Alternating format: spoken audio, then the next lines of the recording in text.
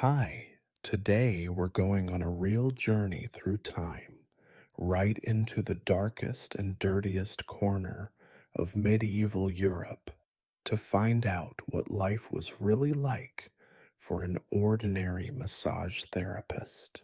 But before you get comfortable, don't forget to like this video, subscribe to the channel, and let me know in the comments which city you're watching from and what time it is there. I'm genuinely curious to see who has joined us for this historical night.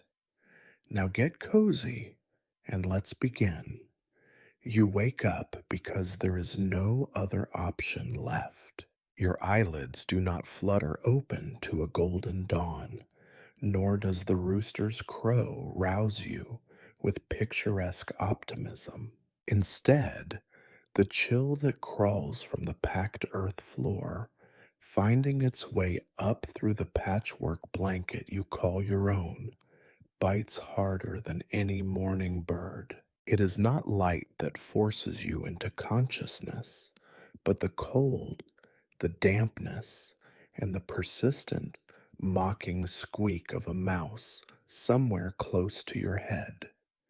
You would envy the mouse if you could muster the energy. Your bed is a mess of straw, sour smelling, damp, and riddled with the little black pellets of mice who share your shelter more generously than your neighbors ever would. You have tried, in your more optimistic years, to tell yourself this heap was once a sack, but the memory is as ragged as the linen itself. Now, you just pray that the straw will keep the worst of the cold from your bones, and that no new creatures have moved in overnight. You do not remember what it means to wake up rested. Your bones ache from yesterday's work, and your hands, the hands you sell, are knotted and swollen. Yesterday, you kneaded the lumpy flesh of a merchant who demanded the kind of deep, painful work he swore made him feel young again. You suspect he will be back soon, and you can already feel the dull throb in your wrists at the memory. You rise because there is no point staying down. You are a massage therapist, though no one calls you that. You are a rubbing woman, or a muscle witch, or sometimes something less polite, muttered by the village women who trust you just enough to let you rub their aches, but not enough to let their husbands near you. Your knowledge of bodies and herbs makes you necessary and, at the same time, a little dangerous. No one trusts a woman who knows how to ease pain. Surely, you must also know how to cause it. Breakfast is stale bread. You scrape the mold off with a grimy fingernail and hope the effort is enough to keep the sickness away. Water, drawn last night from the well, tastes of earth and iron. It is cold, and you imagine the hundreds of unwashed hands that have touched the bucket. Your stomach protests, but there is no alternative.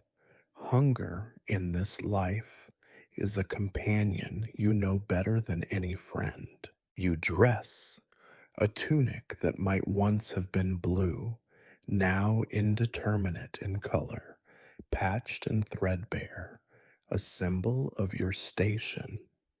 Your shift clings unpleasantly to your skin, sticky from yesterday's sweat. There is a bitter irony to being a healer whose own body is a study in exhaustion.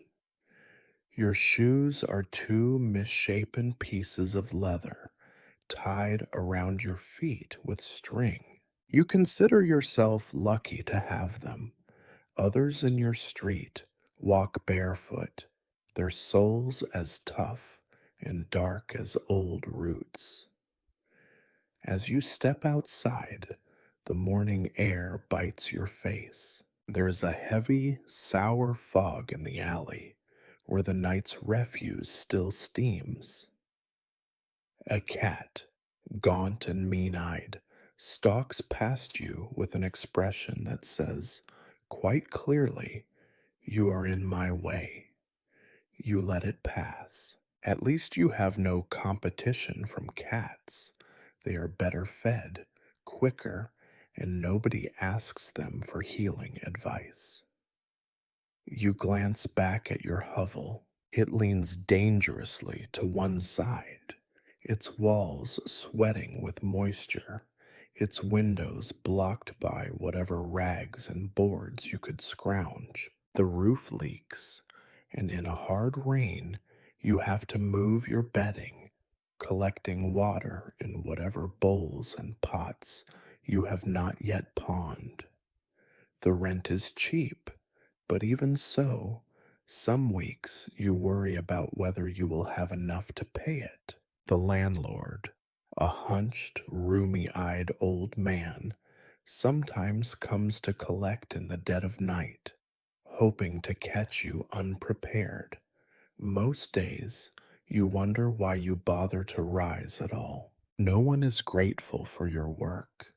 At best, they are temporarily less miserable. At worst, they spread rumors that you consort with demons. But you keep moving. You have learned that to stop moving is to die.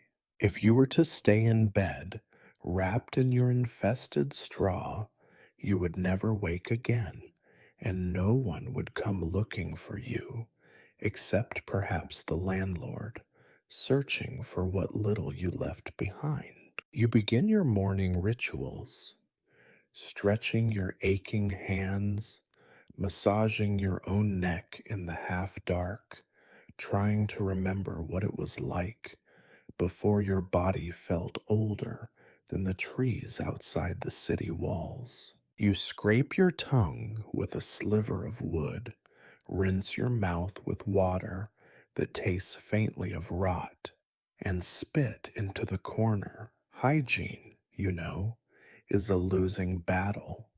Still, you fight it, if only because the alternative is unthinkable. You sigh, pull your patched cloak around your shoulders, and step into the muddy street, ready to face another day of filth, hunger, and suspicion.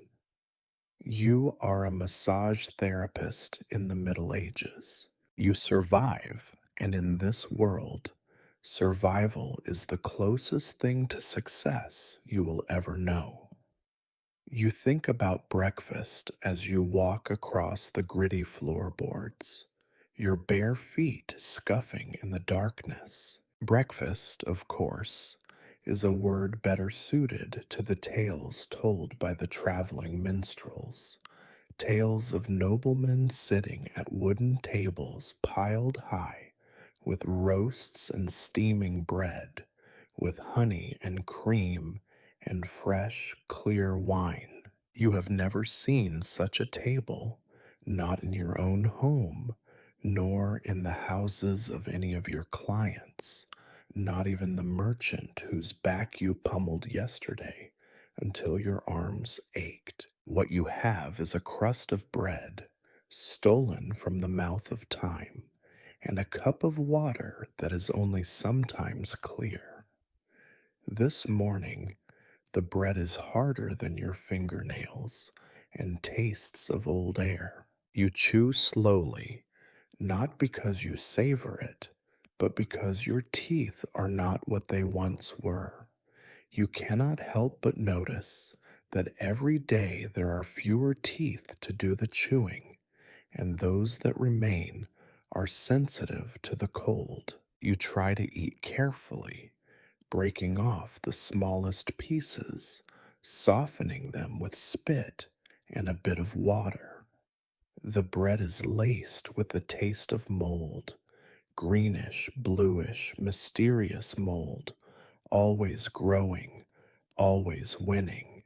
Sometimes you wonder what would happen if you simply ate the mold and let it do what it wants.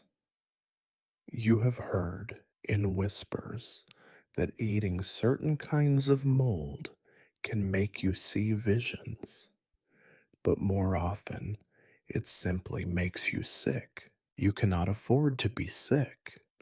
Sickness means no work, and no work means no bread, not even the old, hard, moldy kind.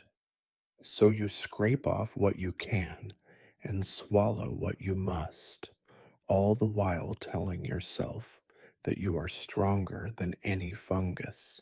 You pour yourself a cup of water from the jug by the door. The jug is heavy, the water inside thick and suspicious. There is always something floating in it, bits of straw, little brown flecks, an occasional black speck that might be a bug. You remember to hold your breath as you drink, so as not to taste the iron and the earth and the faint bitterness that comes from the communal well. At least the water is cold. Sometimes, on market days, you buy a penny's worth of wine, sour and thin, to mix with your water, but this morning there is no wine and no market. You think about your mother, who always said, "Do not drink the water unless you have to." She was right, but you have to.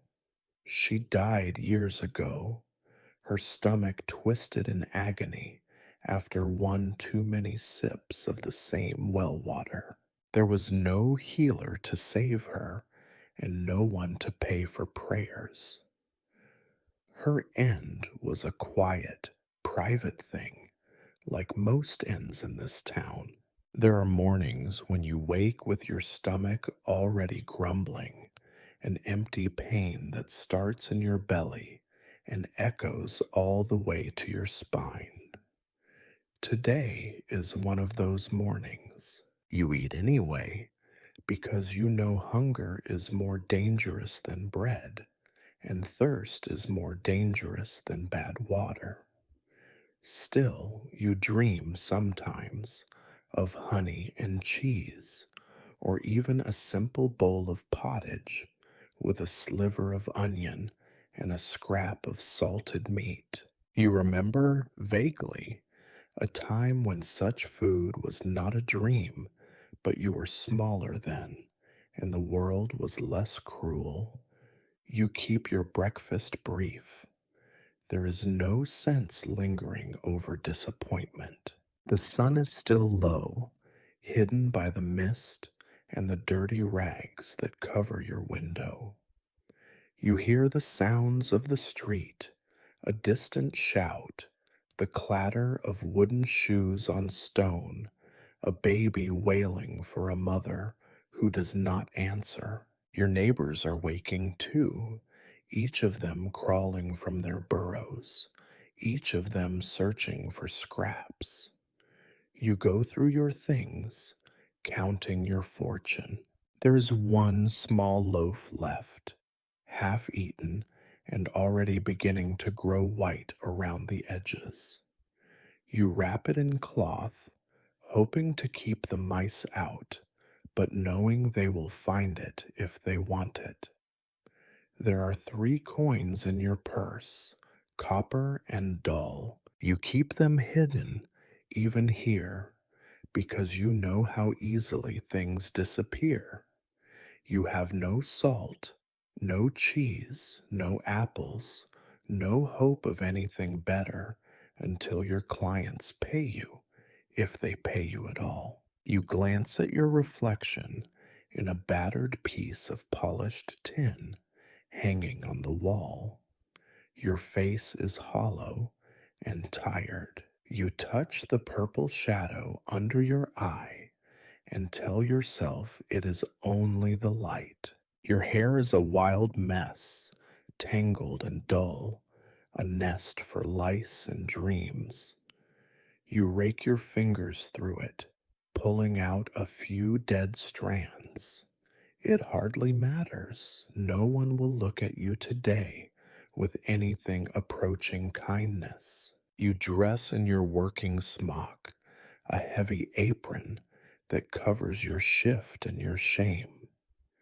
There are stains you cannot name, and the smell of old oils and herbs. You tie your hair with a bit of string and tuck your purse deep into your bodice, closer to your skin. You check your hands. They are already dry and cracked, but you will make them worse before the day is done. You step outside with the faint hope that perhaps today will be different. Perhaps one of your clients will pay you in something more than a handful of beans or a promise for tomorrow. Perhaps the merchant will leave you a heel of cheese, or the widow will share her soup. But you know better. Hope is for the rich. For you, there is only today and the long, slow march to tomorrow. In the distance, the church bell rings, announcing nothing in particular. You cross yourself automatically, not because you believe, but because everyone else does. You do not need God to know that your stomach is empty, or that your hands ache, or that you are very, very tired. You need bread and water and a little luck. You need a miracle, but all you have is a crust and a cup. You take one last sip, grimacing as the taste lingers. You think about the stories the minstrels tell, about breakfast feasts and tables loaded with delights, and you wonder if such a thing is even possible in this world, or if it is all just another dream, like honey and cheese, and you finish your grim morning meal, wipe the crumbs from your lap, and survey your hands. They are, in a sense, your only real possession, though possession is a complicated concept for someone like you. Your hands are wide, knuckles swollen, nails short and dark, skin cracked and scarred by years of work. When you flex your fingers, you hear a little pop, like the sound of a joint of meat being pulled apart. You tell yourself this is a sign of strength. Before the first light finds its way fully through the fog, you set out your implements. There is not much: a battered wooden bowl, a stone pestle for crushing herbs, a bundle of linen scraps, a little pot of animal fat, a worn brush for sweeping dust from skin, and the few precious vials of cheap oil that sometimes, if you are lucky, make your work less painful for you anyway. There is also the water bucket, which you refill from the well on good days. But today you will make do with what remains from last night. The water is already cloudy, but you will not see any better today. You take one of your linens, wet it, and scrub your hands. The dirt comes off in gray streaks, but there is always more beneath your nails, ground in so deep it feels permanent. You wonder if anyone in this town has ever seen truly clean hands. The first client will arrive soon. You know this because after so many years, your body knows the rhythms of pain better than the hours of the day. There will be a knock at the door, tentative but demanding. You will open the door and see a face, sometimes familiar, sometimes new, always marked by exhaustion and suspicion. Sometimes the faces are twisted by pain, sometimes by something meaner. You try not to think about what passes beneath your fingers. In your line of work, you touch every kind of person: the sturdy farmer with shoulders like boulders and the breath of sour ale, the anxious wife, convinced she is dying of something unnamed, the child, frail and trembling, brought to you by a mother who looks twice as frightened as her offspring. Sometimes you are called to the sick bed, where you rub a back or a limb for someone who is half gone already. You try not to breathe too deeply. There are days when you wish you could wear gloves, but gloves are for the wealthy or for the dead. You have none, so you settle for keeping your nails short and your mind numb. You have learned to distinguish the different types of filth: the harmless layer of daily sweat and soil, the more insidious crust that comes from untreated wounds, the oily sheen that means a body is rotting from the inside out. Your nose has become an expert instrument, sorting between smells you can tolerate and those you must simply endure. Your first client today is expected, a widow who comes every few days, limping, her face etched with lines deeper than the ones in your own hands. You have prepared a little extra oil for her, mixing in crushed yarrow and marjoram, herbs your mother taught you to use for aching joints. The oil is precious. You barter with the herb woman for the ingredients, sometimes giving her a massage in exchange for a bundle of wilted green. Sometimes, when you have nothing else, you promise to speak well of her to your other clients. Promises are as good as coin in a town where no one has enough of either. While you wait, you clean your small workbench, which is really just a plank balanced over two barrels. There are stains you cannot remember the origin of: dark brown, yellow, almost red, some smelling of vinegar or old blood. You scrape at them with a knife, not out of hope, but because it gives your hands something to do. You straighten your vials, line up your bundles of linen, and try not to imagine what new illness might come through your door. You remember yesterday when a new client came, an old man with sores on his legs, which he wanted you to rub. The sores were weeping, his breath foul. You asked him, as kindly as you could, if he had seen the barber surgeon. He spat at your feet and called you a thief, but he left. Your hands shook for hours after. At night, you scrubbed your palms with ashes and prayed you had not brought his illness into your own flesh. Illness travels fast in houses like yours, where there is never enough clean water or enough soap to go around. You check your stock of remedies.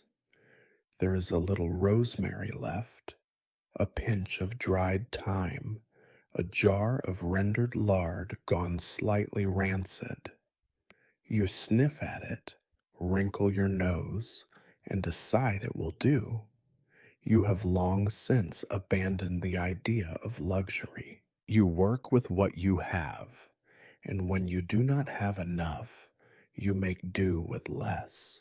No one pays you for comfort, only for relief, and even then they pay as little as possible. The widow will pay you with a coin, if she has one, or a bit of bread, or sometimes with a story, which you pretend to value as much as the rest.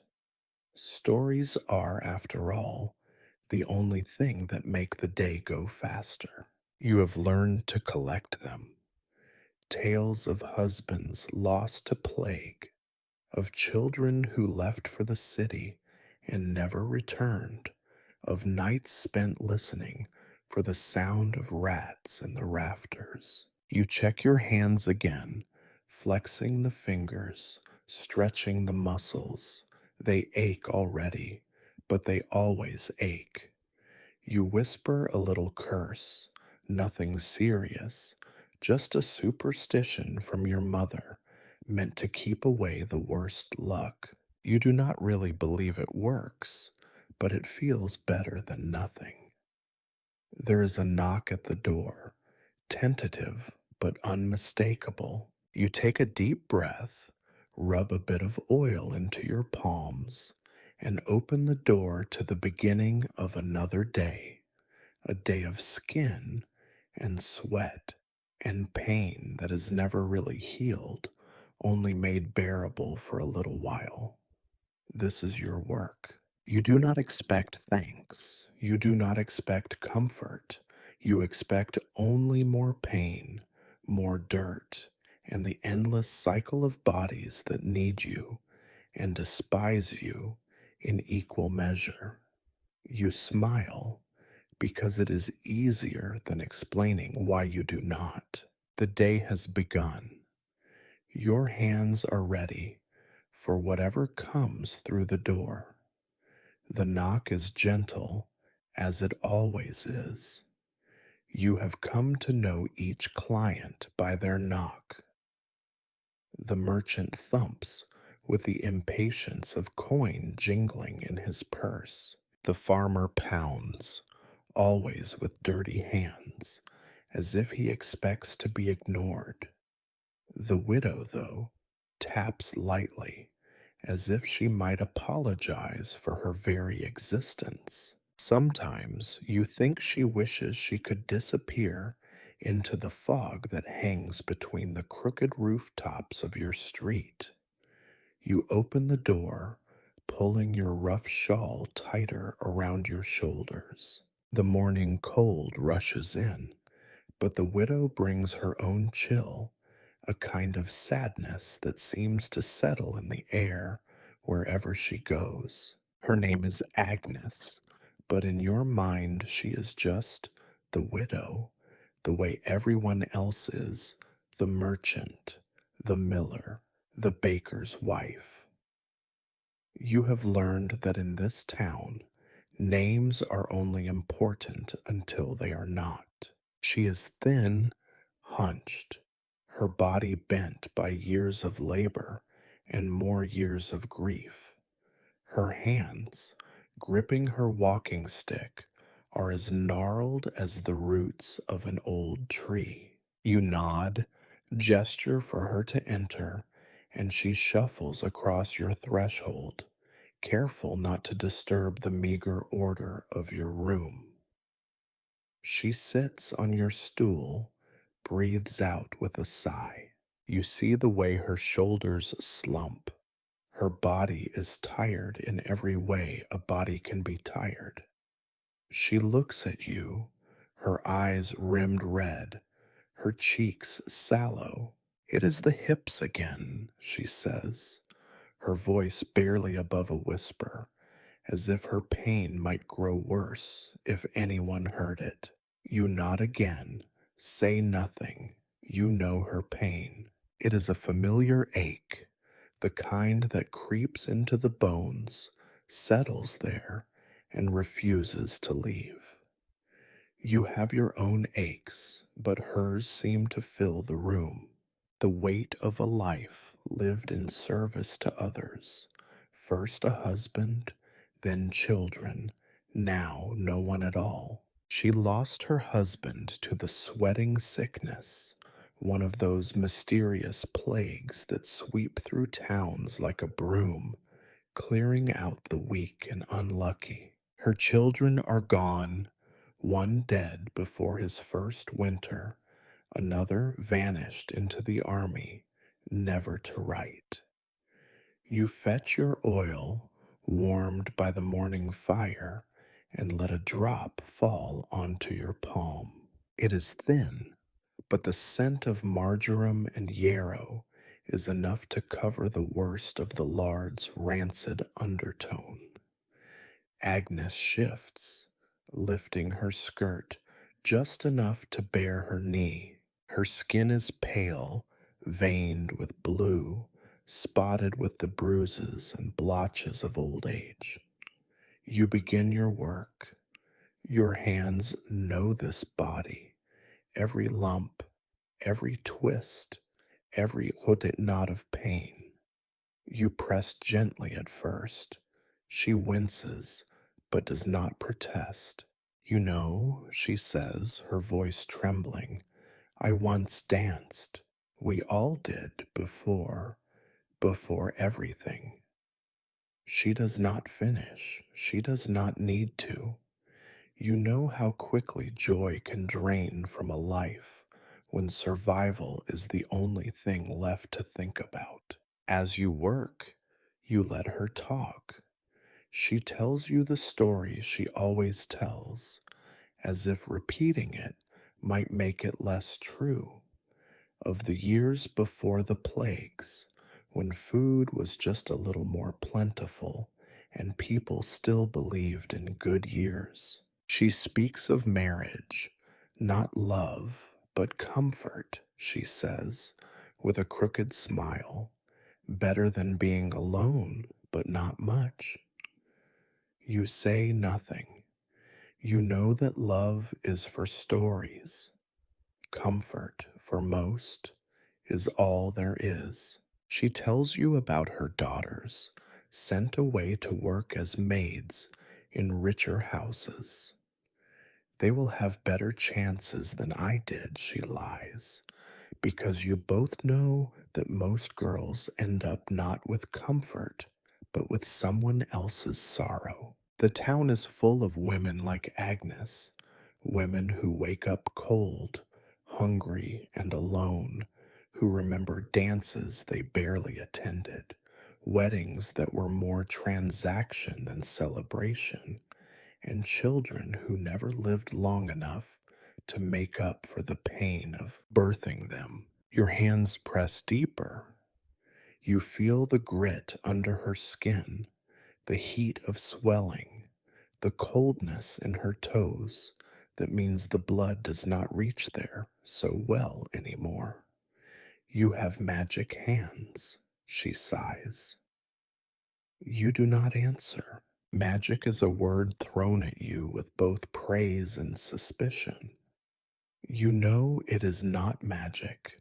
It is just habit and necessity and maybe a kind of stubbornness that keeps you from giving up. Agnes winces again as you knead a hard lump above her hip. She hisses through her teeth, but does not ask you to stop. Women like her know that pain is just part of being alive. You wonder if there is a place in the world where women do not carry pain the way others carry tools or coins. You suspect there is not. She pays you today in the only way she can, a heel of bread wrapped in a rag and a handful of dried beans. You accept them with a nod, grateful for anything at all. You do not mention that you have already had bread this morning, or that your belly is already tired of it. You tuck the beans away, thinking of the thin soup they will make, if you can find a scrap of onion to go with them. When you finish, she sits for a while, breathing quietly. The silence is heavy, but not uncomfortable. It is the silence of people who have lived through too many things to bother filling the air with words. When she leaves, she leans on her stick, shuffles out into the street, and disappears into the gray morning. You watch her go, thinking about all the other women just like her, carrying pain through the streets, pain that is never anyone's fault, and yet always someone's burden. You wipe your hands on your apron, already stained and damp. You know there will be more clients today, and more after that, and more tomorrow. Pain is never in short supply. You can only hope that for now you have made one life a little less unbearable. As the door closes behind the widow, you let yourself sigh. You are tired, and the day has barely begun. You wish for a softer world, one where women could grow old gently, without having to trade their stories for relief and their last bits of bread for a few minutes without pain. But you do not live in that world. You live in this one, where hope is thin, stories are heavy, and you are needed, not for your magic, but for your hands. The morning grows colder. You wrap your shawl tighter, look at the bread the widow left you, and try not to think too hard about the taste. The widow has left, but her aches remain in the air, swirling with the chill and the faint stink of your work. You look down at your hands, slick with oil and sweat, creases filled with a grayish residue that never quite washes away. Your tools are all laid out on the bench, each one a sad parody of its counterpart in the rich quarter, a battered wooden bowl, a stone pestle with a crack down one side, a bundle of linen strips, each one more threadbare than the last. These are your instruments, though nobody in the world would call them that but you. You remember once when a merchant's wife called you a healer. She said it in a voice that made it sound like an accusation. Healer, as if the word itself was suspicious, as if knowing how to ease pain was only a short step from causing it. You do not correct her. You know what happens to women who know too much. On the wall, a small shelf holds your most precious things. A little jar of rendered pig fat, used for rubbing and mixing with herbs. A chipped flask of cheap oil that smells faintly of nuts and rot. A bundle of dried yarrow, marjoram, and thyme, wilting in the chill, and a few sticks of rough dark soap bought from the tanner's wife, who makes it from ash, animal bone, and secrets. These supplies are not bought with silver or gold, but with barter, stories, and favors. Sometimes, when the market is busy, you will trade an hour's work for a small packet of dried mint or a sprig of rosemary. More often, you simply go without. You consider your luxuries. You have no glass jars. Glass is for the apothecary, with his locked cabinets and his eyes like small black stones. You have clay pots and wooden boxes, all with rough lids that barely fit. You have no fine linen, just rags, many of them cut from old shirts, some from shrouds. You have no sweet smelling balms or rare spices. Your ointments are whatever grows in the ditch, whatever the weather has not spoiled, whatever the goats have not eaten first. Your pestle is cold in your hand, heavy and familiar. You use it to crush dried yarrow, grinding it into a greenish powder that smells of fields and rain. You mix it with pig fat, stirring until the mixture is soft enough to spread.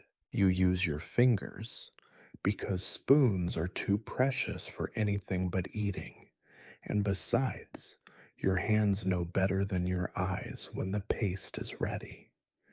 The smell is strong, but not unpleasant. You remember your mother's hands, how they always smelled of herbs and smoke and something sharp, something alive.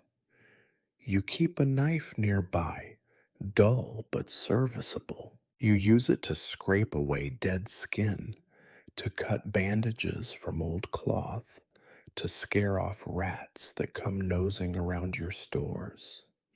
The blade is stained with old blood, black at the edges. You do not remember when it was last sharpened. You do not need it to be sharp. You just need it to be yours. You have one brush made of straw and tied with string. It sheds bristles every time you use it, but you cannot bear to throw it away. You use it to dust dirt and lice from clients' backs, to sweep crumbs from your bench, to flick away the little brown beetles that come crawling out of the walls when the air grows damp. Sometimes you think the brush is more useful than anything else you own. You would trade a day's work for another just like it. You check your stores. You are running low on oil. Again, oil is the most expensive thing you use and the hardest to replace. Some days you can trade a loaf of bread or a wedge of cheese for a small flask of nut oil from the merchant's stall, but more often you rely on the kindness of neighbors or the leavings of the market. Once, a passing peddler gave you a whole jar of almond oil, and you thought you were rich. It lasted 2 weeks, and then it was gone, just like everything else. You try not to think about the things you cannot afford. Real apothecaries use beeswax, honey, myrrh, even poppy oil for pain. You use whatever is left after everyone else has taken their share. The tanner's wife sometimes gives you old grease, thick and yellow, that smells like shoes and dead things. You use it when you must, knowing that it is better than nothing, but not by much. On a good day, you can gather herbs yourself. In the spring, you walk the roadsides, picking yarrow, mint, nettle, and chickweed, stuffing them into the pockets of your apron. In the autumn, you dig for roots, fingers numb with cold, scraping away at the dirt for a handful of dandelion or a piece of burdock. In winter, there is nothing but what you have dried, and by February, everything tastes of dust. You remember the dangers of gathering. The woods are not safe for women alone. There are wolves, of course, though you have never seen one. Worse than wolves are the men, hunters, beggars, thieves, and those who need no reason at all to do harm. You keep to the roads when you can, walk quickly, and never carry more than you can hide in your apron. You know better than to speak to strangers or to look too long at anyone who passes. You think about your supplies, what you need, and what you will do without. You make a list in your head: more oil, more linen, a new brush, a better knife, some salt for making poultices, a sprig of rosemary if you can get it. You know you will get only some of these things, and the rest will wait until another season or another year. Your work is always about waiting for pain to lessen, for wounds to heal, for supplies to appear, for the world to grow a little kinder. You tidy your bench, put away your pestle, hide your oil and your herbs in the cracks of the wall where the mice will not find them. You wipe your hands on your apron and stare out the window at the thin gray light creeping across the street. You wonder what it would be like to work with clean hands, with good tools, in a place where the air smells of lavender instead of lard. But that is not your world. In your world, everything is second-hand, borrowed, bartered, or stolen. In your world, you work with what you have, and you do not complain. Complaining does nothing but waste your breath, and you have learned that breath is precious. You hear footsteps in the lane. Another client is coming. You take a last look at your tools, your treasures, your little heap of hope, and you prepare yourself to do it all again.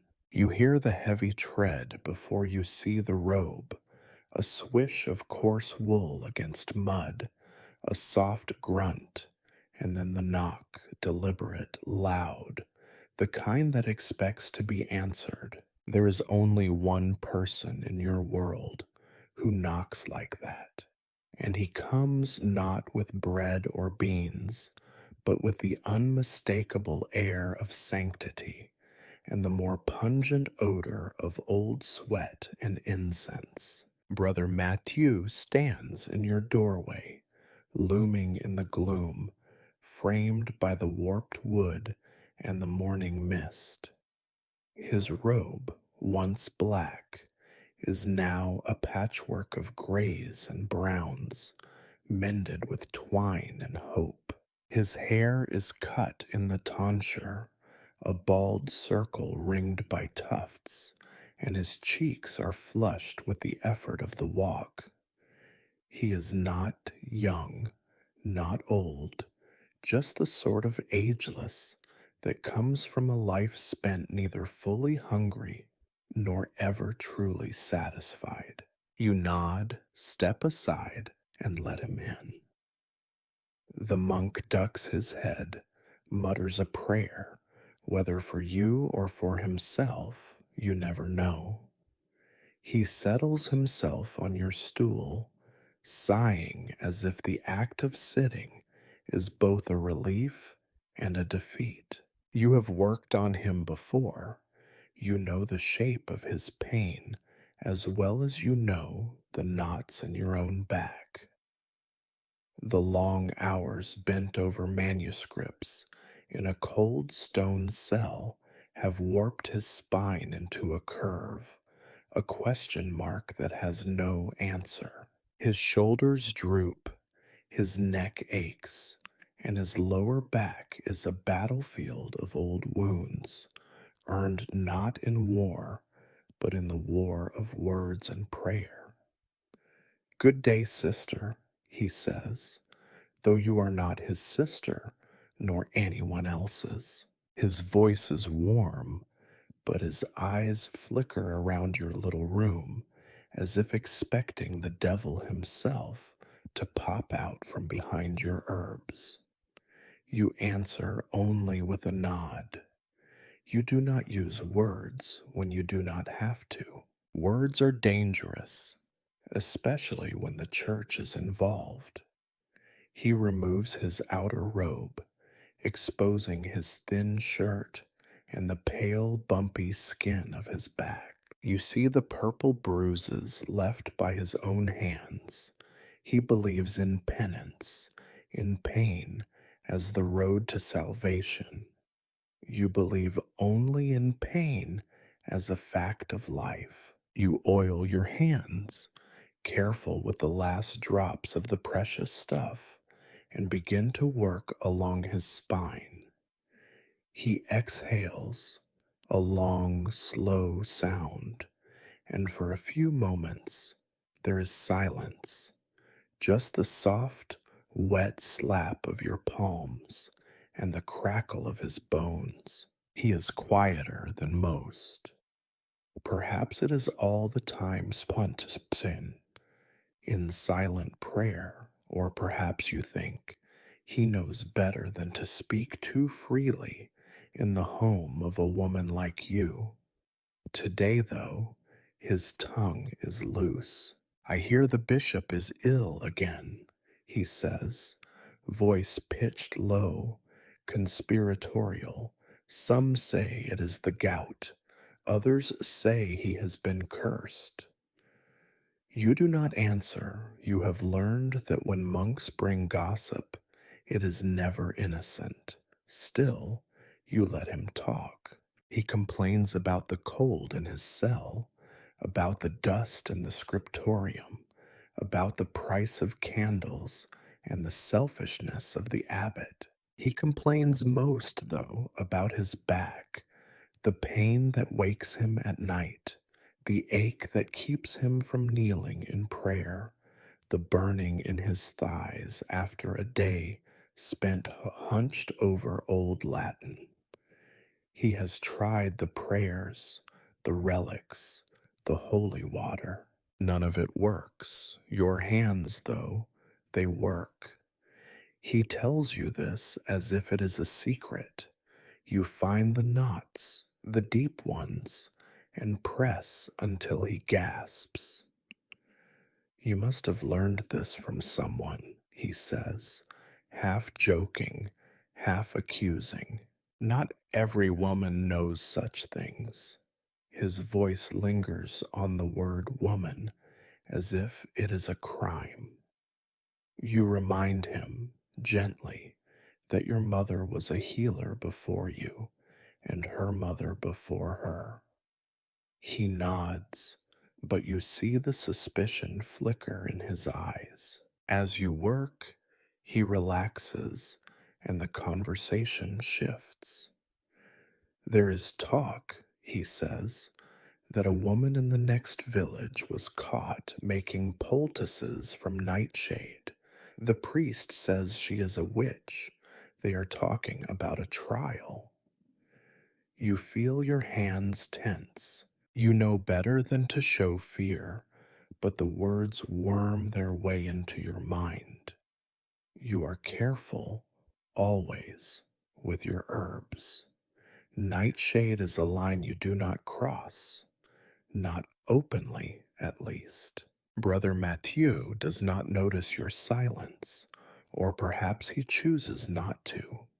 He drones on about the villagers, about the sins of the flesh, about the temptations of the world. You wonder if he comes for the massage, or for the chance to speak his worries to someone who is not bound by the church's confessional. You do not ask. It is better to let men believe what they want. He pays you today with a handful of old coins and a thin slice of salted fish wrapped in cloth. The fish is pungent, but you are grateful.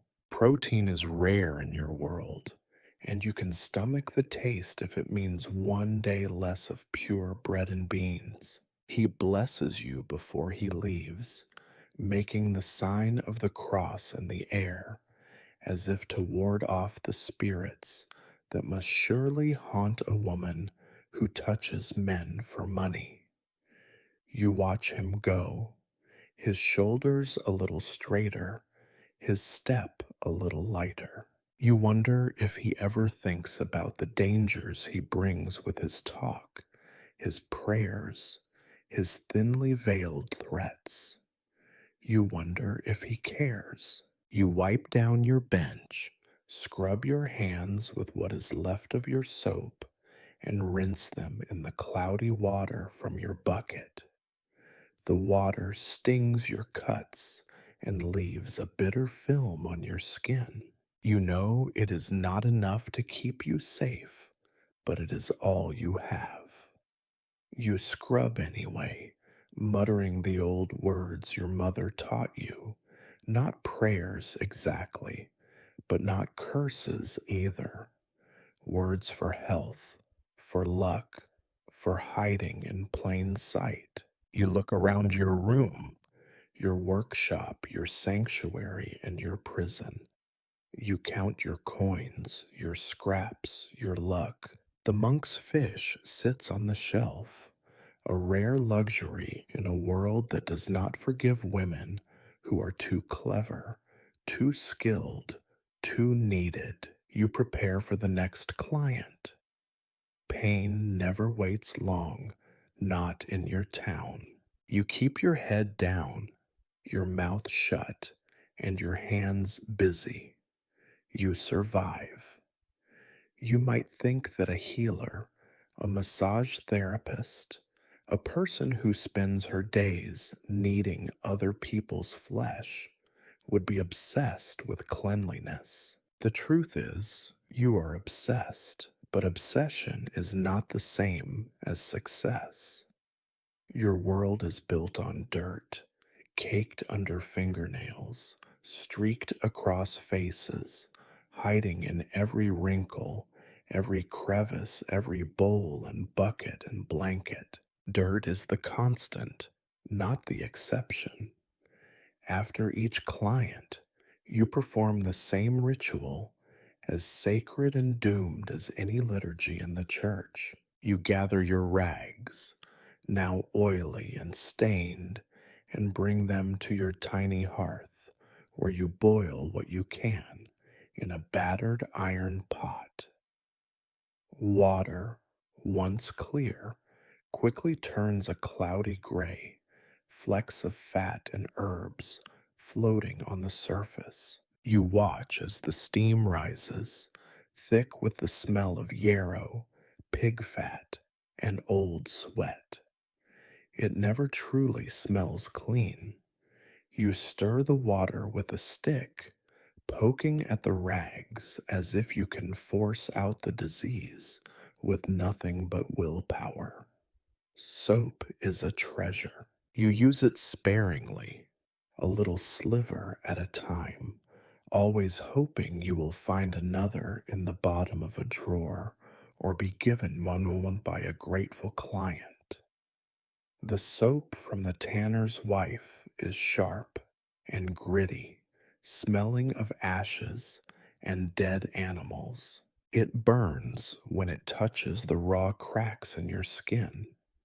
You use it anyway, rubbing your hands until they sting, then rinsing them in the gray water and pretending it makes a difference. You scrape your tools with a dull knife, picking off bits of dried oil, skin, hair. You rub the pestle with a rag until it looks almost clean, though you know the stains are deep and nothing short of a miracle or a fire will remove them. You wash your wooden bowl, careful not to leave it too wet. Wood swells and cracks if you are careless. You have lost too many bowls to rot and mold. Your hands never feel clean. Even after you have scrubbed until your skin is red and raw, you can feel the memory of every touch, every sore, every boil and blister you have kneaded. Sometimes you lie awake at night and imagine you can see the ghosts of all the bodies you have healed or failed to heal dancing in the shadows of your room. Their pain clings to you as much as the dirt. You clean your workbench, sweeping crumbs and dust and the odd insect into a pile, which you scoop onto the hearth to burn. Fire is the only real cleanser you trust, but there is never enough wood for all the burning you would like to do. You ration your fuel, saving the biggest sticks for cooking, the smaller scraps for keeping the worst of the chill away at night. The house is never quiet, not really. As you work, you hear the scuttle of little feet behind the walls and under the floor. Rats. They are your most reliable companions, more constant than friends or lovers, more cunning than clients or priests. You have learned to live with them as everyone does. You set out traps, a bit of stale bread, a crust dipped in oil, but they are clever, and more often than not, it is you who finds your stores raided, crumbs scattered, droppings left as a reminder of your powerlessness. Sometimes, in the half light of dawn or dusk, you catch sight of a rat bold enough to dart across the floor, its eyes reflecting the firelight. You watch it scurry behind the cupboard, disappearing into holes you cannot block, no matter how many rags and stones you shove in the gaps. You wonder if, in another life, you could have been a rat, surviving on scraps, thriving in darkness, always hungry but never starving. You try to keep the rats away from your herbs, your oil, your food. You tie up your bundles in cloth and hang them from the rafters, but rats are climbers, and nothing is truly safe. Once you woke in the night to the sound of chewing above your head. In the morning, you found a hole gnawed through your only bag of flour, half of it gone to feed a family of fat, greedy rodents. You cursed them, of course, but quietly, because you know better than to tempt fate. Your clients complain about the rats, too. They talk about them as if they are a punishment, a sign of sin or neglect. But you know better. Rats are just another fact of life, like hunger and pain and the ever present dirt. You wonder sometimes if the whole world is a rat's nest, and humans are just the slowest, clumsiest rats of all. You finish your cleaning, such as it is, and sit on your stool, hands raw and aching. You look around your room and see what you have done. The water is filthier, the rags only a little less stained, the bench slightly less crowded with crumbs and beetles. It is not victory, but it is not defeat either. In your world, that is the closest you can come to clean. You take a moment to inspect your hands. They are red, cracked, the skin around your nails peeling. There is a splinter in your thumb, and you pick at it until it bleeds. You remember, vaguely, a time when your hands were smooth and soft, but that was long ago, when you were a child, and the world had not yet claimed you as its own. Now, your hands are tools, blunt, battered, but yours. You hear another scuttle in the wall. You sigh, stand, and get ready for the next part of your day. Hygiene is a battle you never win, but you fight it all the same. You fight because you must, because dirt means disease, and disease means death, and you are not ready to surrender, not yet. So you wash and scrub and curse the rats, and you prepare yourself for the next pair of aching shoulders, the next tale of pain. Your house is never clean, but you are always trying. That, too, is a kind of survival. Rest, as you experience it, is a myth. There are moments, perhaps, when the world slows just enough for you to pause, never long enough to truly recover, but long enough to remember what exhaustion feels like. You finish scrubbing your hands, wringing out your rags, wiping down your bench, and you let yourself sink onto your stool. The room is a little warmer than the street outside, thanks to the pathetic remains of last night's fire, but you can still see your breath when you exhale.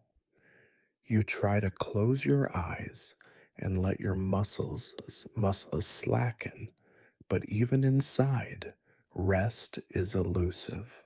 The walls of your house are thin, little more than patched boards and packed mud, and in every sound from the street outside seeps in, sharp and clear as cold water through a crack in the stone.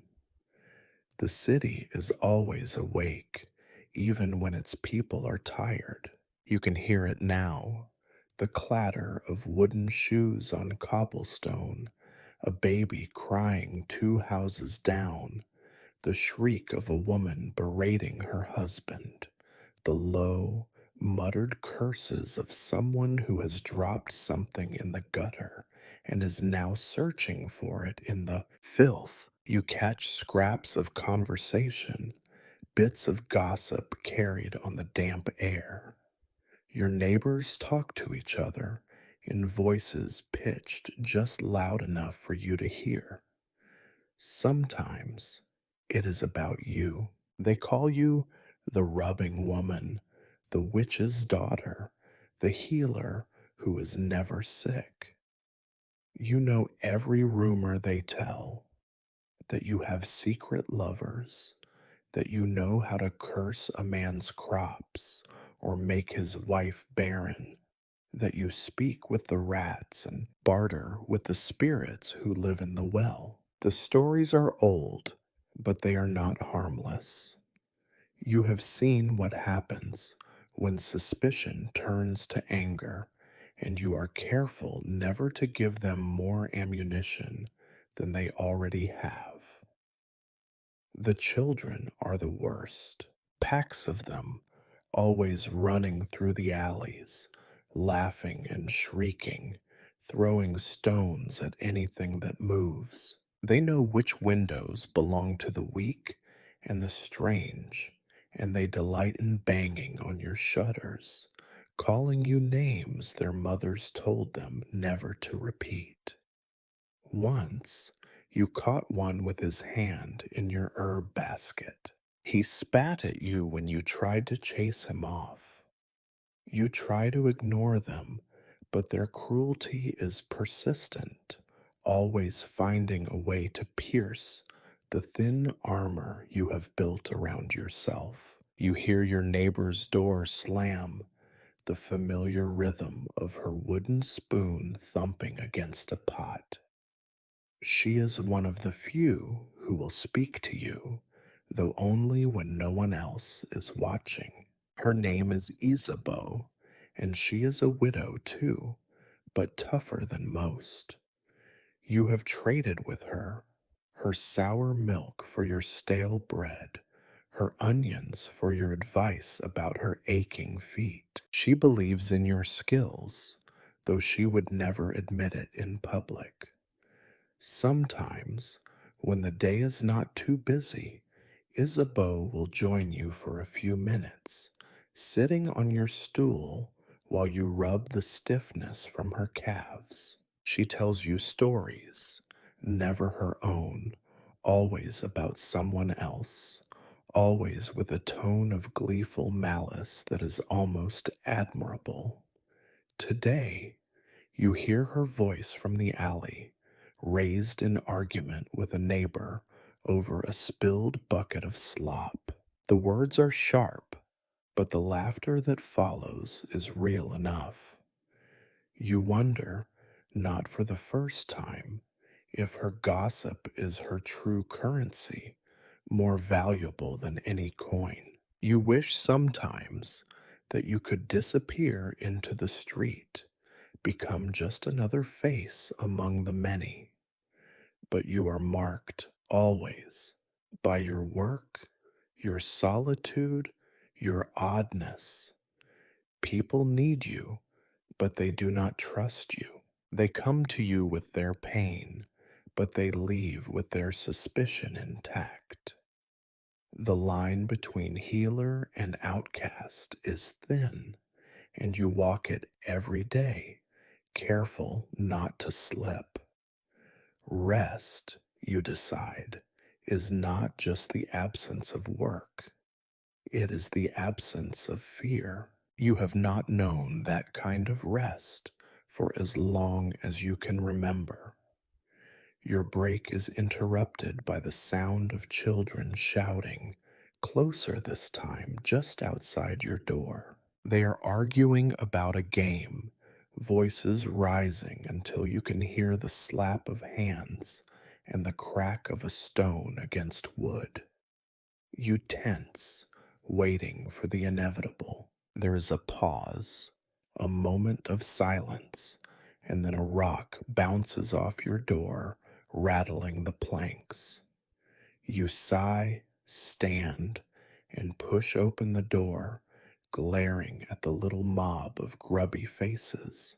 They scatter mostly, but one lingers, a girl with tangled hair and sharp eyes. She stares at you, defiant. Which, she says, and then runs, her laughter echoing down the alley. You could shout after her, threaten her with curses, but you do not. Words are wasted on children. Besides, you know that any threat you make will find its way into the mouths of adults by sundown, twisted and enlarged like a fish in a story. Instead, you close the door and lean your head against it, listening to the city breathing around you, each sigh and curse and burst of laughter, another reminder that rest is for those with softer lives. Sometimes you wonder if you would be less lonely if you tried harder to fit in, if you dressed like the other women, gossiped at the well, smiled at the right people at the right times. But you know that fitting in is not enough. In this place, people remember difference and they never forgive it. You have chosen survival over comfort, and survival is always a solitary thing. You return to your stool, the room a little darker now as the clouds thicken outside. Your stomach growls. You reach for a scrap of bread, chew it slowly, and let the noise of the city wash over you. Rest is never complete, but you take what you can. 5 minutes, a quiet room, the fleeting warmth of your own company, before the world comes knocking again. Outside, the arguments fade, replaced by the steady, hopeful calls of street vendors hawking bruised apples, wilted greens, bread as hard as wood. Somewhere a dog barks, and somewhere a door slams with a finality that makes you flinch. You finish your break, such as it is, not rested, but a little more resigned. In your world, peace is measured in moments, and you have learned to count even the smallest ones. Sometimes your body aches in ways that only cold water can address. Not to wash away dirt, dirt is your second skin, but to quiet the itching, the crawling sensation beneath your shift, the suspicion that lice and fleas have made your body their city. You put off bathing as long as you can. It is not pleasant, and it is never truly private. But when your scalp burns and your skin stings from constant scratching, you know it is time. There is no public bath in your part of town anymore. Once, the bathhouse was the pride of the street, a place of real heat and laughter and stories. Then the last plague swept through, and with it went the confidence in shared water, in nakedness, in community. Some say it was the bath water that spread the sickness. Others say it was the bathhouse keeper, dead and buried now, his windows boarded up, his vats dry and gathering cobwebs. Now, the bathhouse is a haunt for rats and lost children. You will not go there.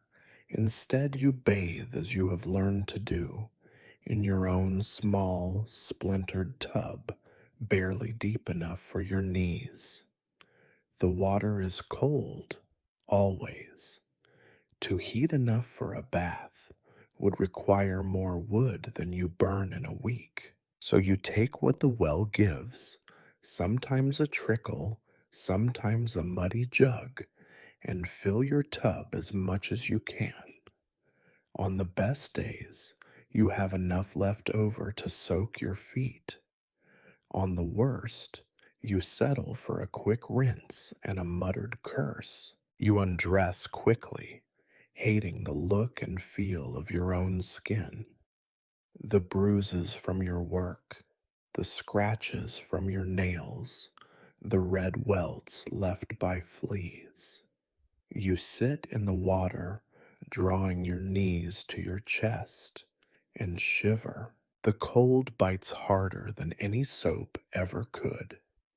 You rub at your arms, at your legs, at the parts of you most likely to offend a client's nose. Sometimes, when you are feeling extravagant, you use a handful of ashes mixed with the last sliver of soap. The mixture grates against your skin, scraping away the worst of the oil and sweat, leaving you raw and pink, and for a moment, nearly clean. You pick through your hair with a bone comb. It hurts, each pass pulling free, not just knots, but the tiny black bodies of lice crushed between your fingers with practiced disgust. You watch them float on the surface of the water, tiny reminders that nothing in your world is truly yours, not even your own body. The lice will be back. They always come back. You have learned that defeat is not the end, it is just another beginning. Sometimes you spot a flea jumping from your skin to the rim of the tub. You try to catch it, but it disappears, gone to haunt the seams of your clothes, the straw of your bed, the dark corners of your room. The fleas are worse in winter when they seek warmth, but they never really leave. You imagine they will outlast you, dancing in the dust long after your bones are gone. You rinse yourself as best you can, scooping water over your shoulders, trying not to think about how much dirt you are simply moving from one place to another. You never feel clean. The word itself seems foreign, something promised to you in childhood and stolen before you ever had the chance to claim it.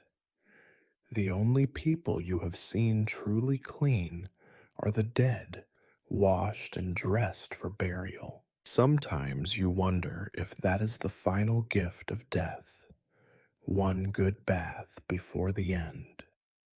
As you sit in your tub, you listen to the world beyond your door. The children in the street, the vendors calling their wares, the endless chorus of voices raised in complaint and accusation. You know that even here, in your own house, you are never alone.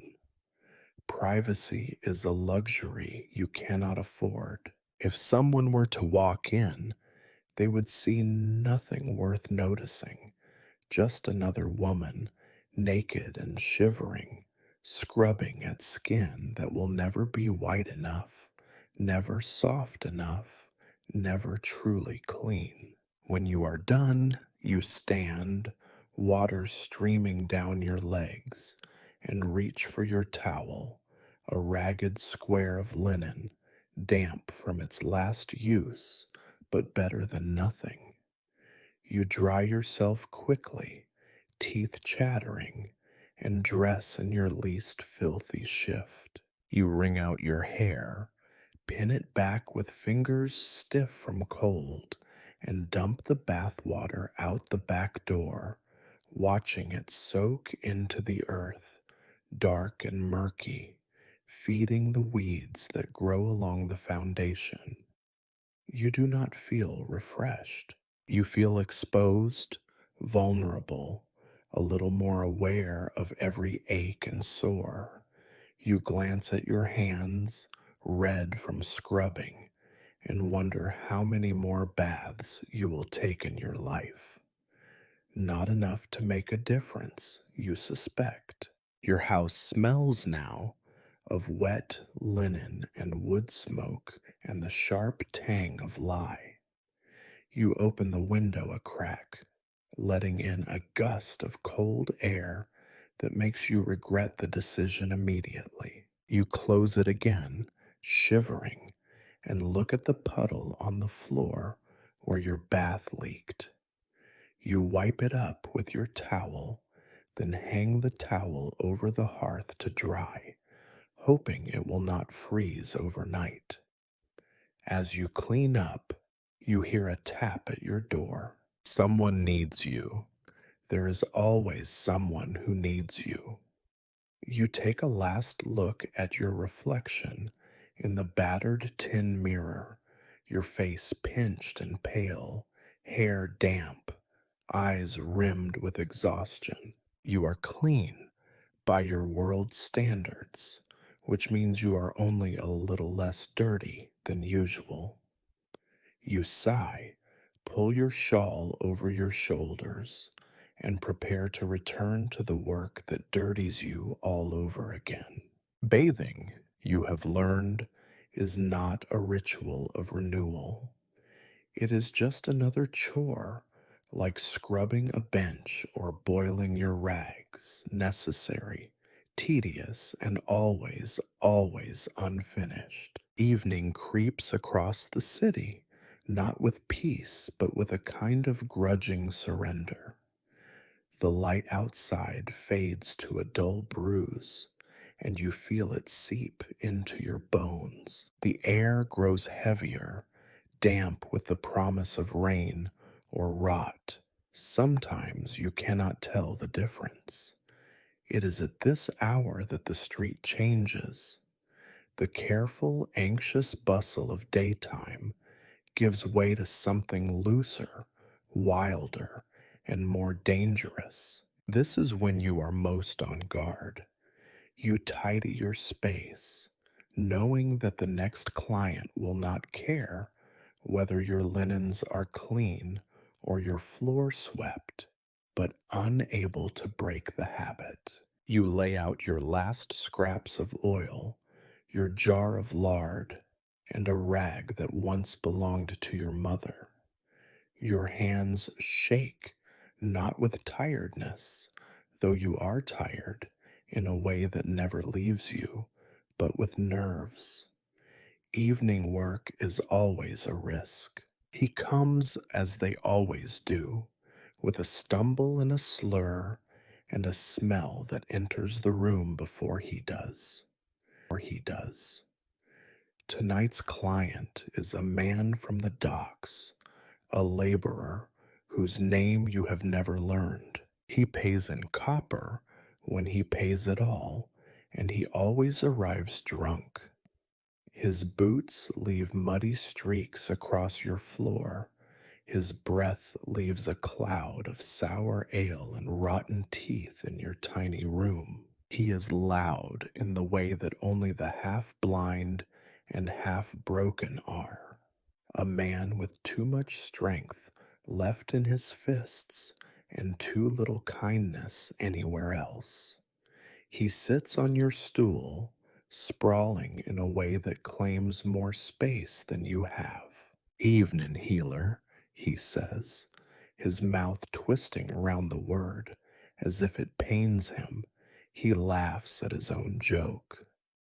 You force a smile and say nothing, busying yourself with your tools.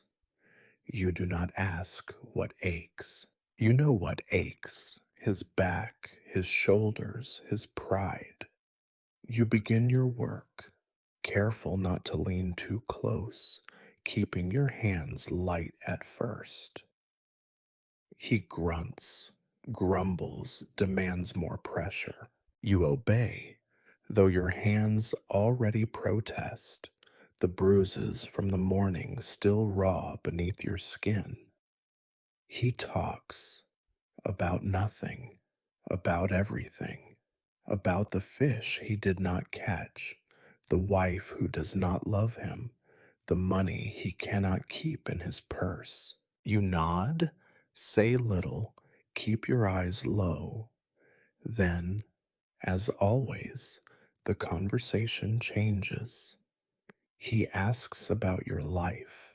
He jokes about your hands, about your bed, about the kind of service a woman like you could provide for a little more coin. The words are half mocking, half threatening, and you know better than to react. Your face becomes stone. Your hands never stop moving. He leans back, reaches for your wrist, his grip rough and clumsy. You must get lonely, he says, his words thick with drink. Pretty thing like you, all alone here every night. His breath is hot on your cheek, his eyes red and wet. You pull your hand away, gently but firmly, making a show of reaching for more oil. I have work to do, you say, voice steady, not rising to the bait.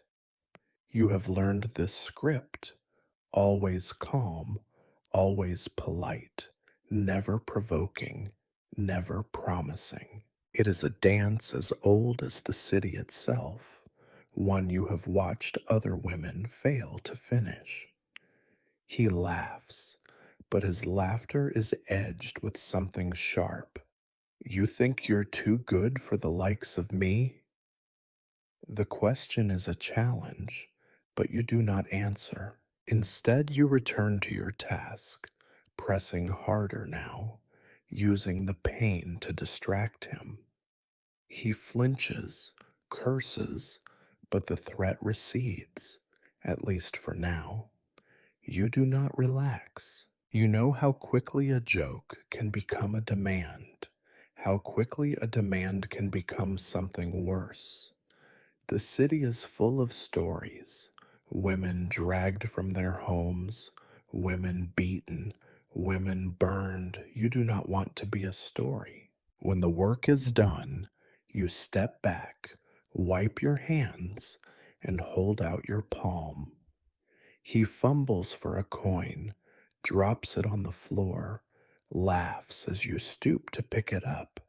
Be careful out there, healer, he says, standing with a sway. World's not kind to women like you. He means it as a warning, or perhaps as a promise. He leaves, the door slamming behind him, and you are left alone with the darkness and your own pounding heart. You lock the door, an old habit, nearly useless against real danger, but it makes you feel better for a moment. You sink onto your stool, shaking with relief and with something like shame. You hate the way your body remembers every threat, every touch, every word. You hate that you are grateful nothing worse happened. You count your coins, one small, grimy copper piece, enough for a heel of bread, perhaps, not enough for a safe night or an easy mind. You stare at your hands. They are shaking, the knuckles swollen, the palms stained with oil and fear. You wash them again, though the water is cold and dirty, and the soap nearly gone. You scrub until your skin burns. You scrub until the memory of his touch fades just a little. Outside, the city grows louder, shouts, laughter, the crash of a distant fight. You listen for footsteps, for voices you recognize, for the sign that tonight will be just another night. You think about the women you have known who did not lock their doors, who trusted in kindness or luck, who did not make it to morning. You eat your bread, hard and dry, and try to forget the taste of fear. You wrap yourself in your shawl and stare at the candle as it sputters, casting shadows that flicker across the walls. You know you will have to do it again tomorrow. The world is not kind to women like you, but you are still here. For tonight, that will have to be enough. You wake in the morning to the sound of coughing, though you are not sure whether it is your own or coming from the street. For a moment, you lie still, listening. A harsh bark from the neighbor's house, a child's thin wheeze somewhere farther down the alley, the low, rattling growl of an old man whose lungs have surrendered to the damp. The air is cold, thick with mist, and you can taste the sickness that clings to every surface, every mouthful of breath. Illness is everywhere. It is a fact of life, as ordinary as bread and twice as dangerous. There are times when you imagine the whole world is a single infected wound, red, swollen, leaking, never truly healing. You see it every day in your work. The red ring of a boil on a client's thigh, the yellowed crust of a healing sore, the blue black bruise that will not fade. You have learned to tell which wounds will mend and which will only grow worse. You know the signs: fever bright eyes, a stench that rises from beneath the skin, a tremor in the hands that never quite stops. Some mornings you find new bites on your legs, new rashes along your arms. You scratch absently, wondering whether it is fleas or lice or something deeper, something that will take root and never leave. You remember stories of the last great sickness, how bodies were stacked like wood in the churchyard, how whole streets fell silent for weeks, then came back to life only to die again. You were a child then, but you remember the fear. It never really left. Your clients bring their own sicknesses. Some are obvious: a farmer with a bandaged hand, swollen and hot, pus oozing through the cloth. A child with red spots across her belly, feverish and listless, her mother's face carved from worry. Others hide their illness, ashamed, afraid, or simply resigned. They come to you for relief, hoping that your hands will do what prayers and poultices cannot. You do what you can. Sometimes you help. More often, you do not. The worst are the boils, hard, angry lumps that rise beneath the skin, red and tender, sometimes bursting to leak yellow pus and blood. You have seen every kind, small and harmless, large and terrifying, some that seem to move on their own, creeping from one part of the body to another. You have lanced more than you care to count, heating your knife in the fire, praying that the pain will be worth it. Sometimes the wound heals, sometimes it does not.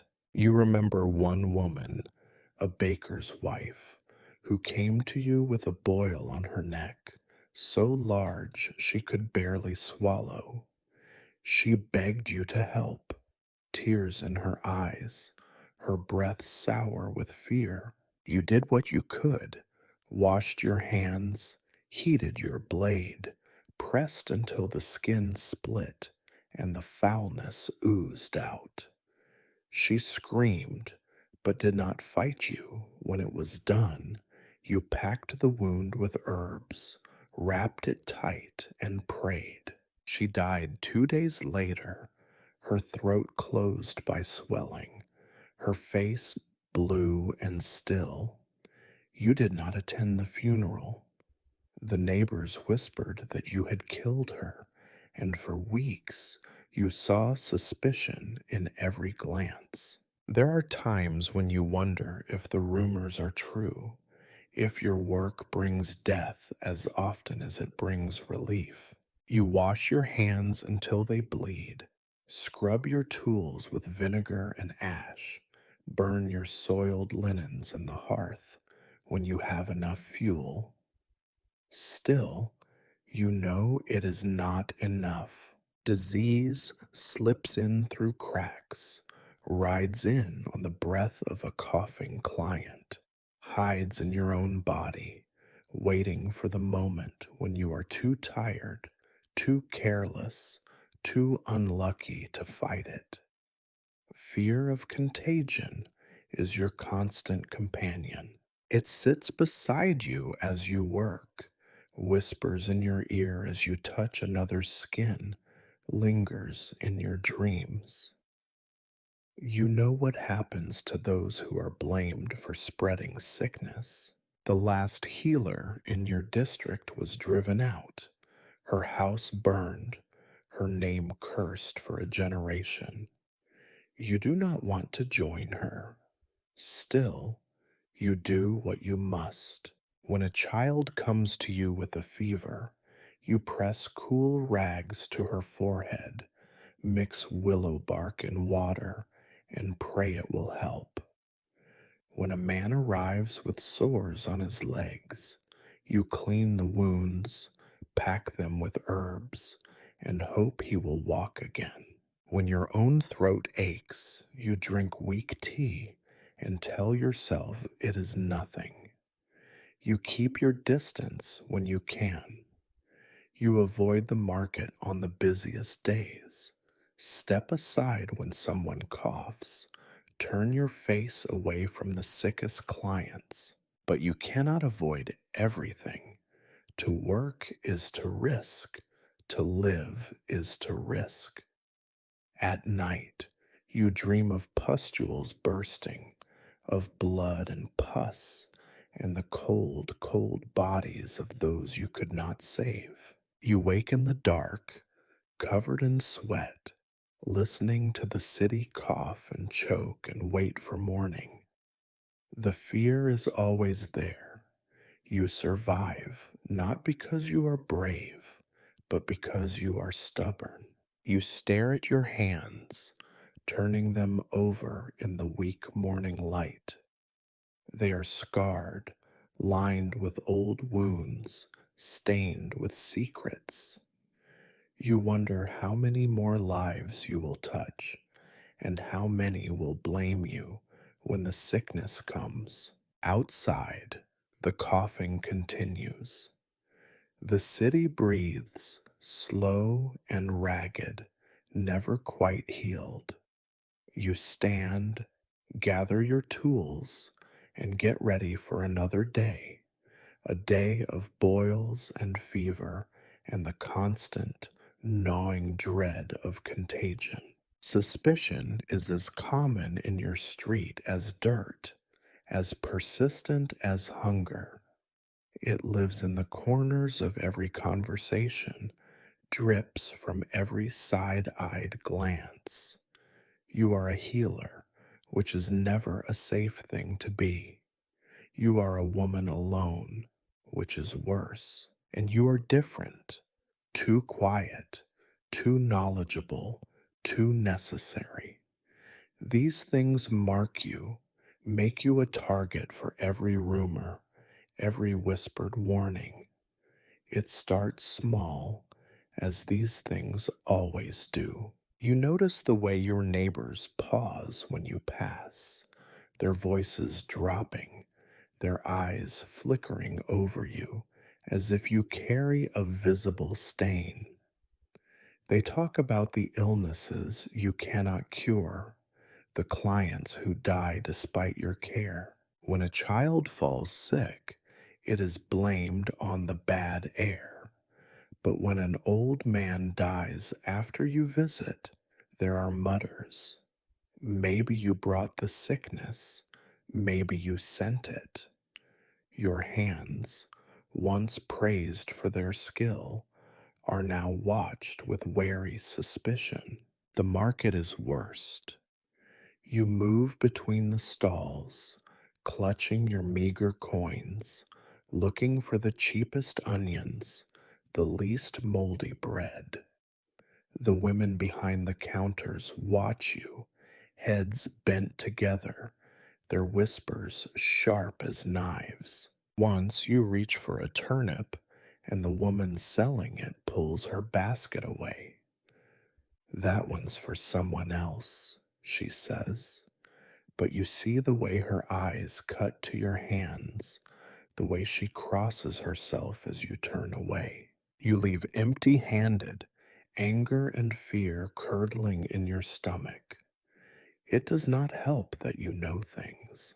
The difference between fever and chills, between a rash that will fade and one that will rot the flesh, between herbs that heal and herbs that kill, your mother taught you, and her mother before her. Knowledge passed down in whispers and gestures, always careful, always hidden.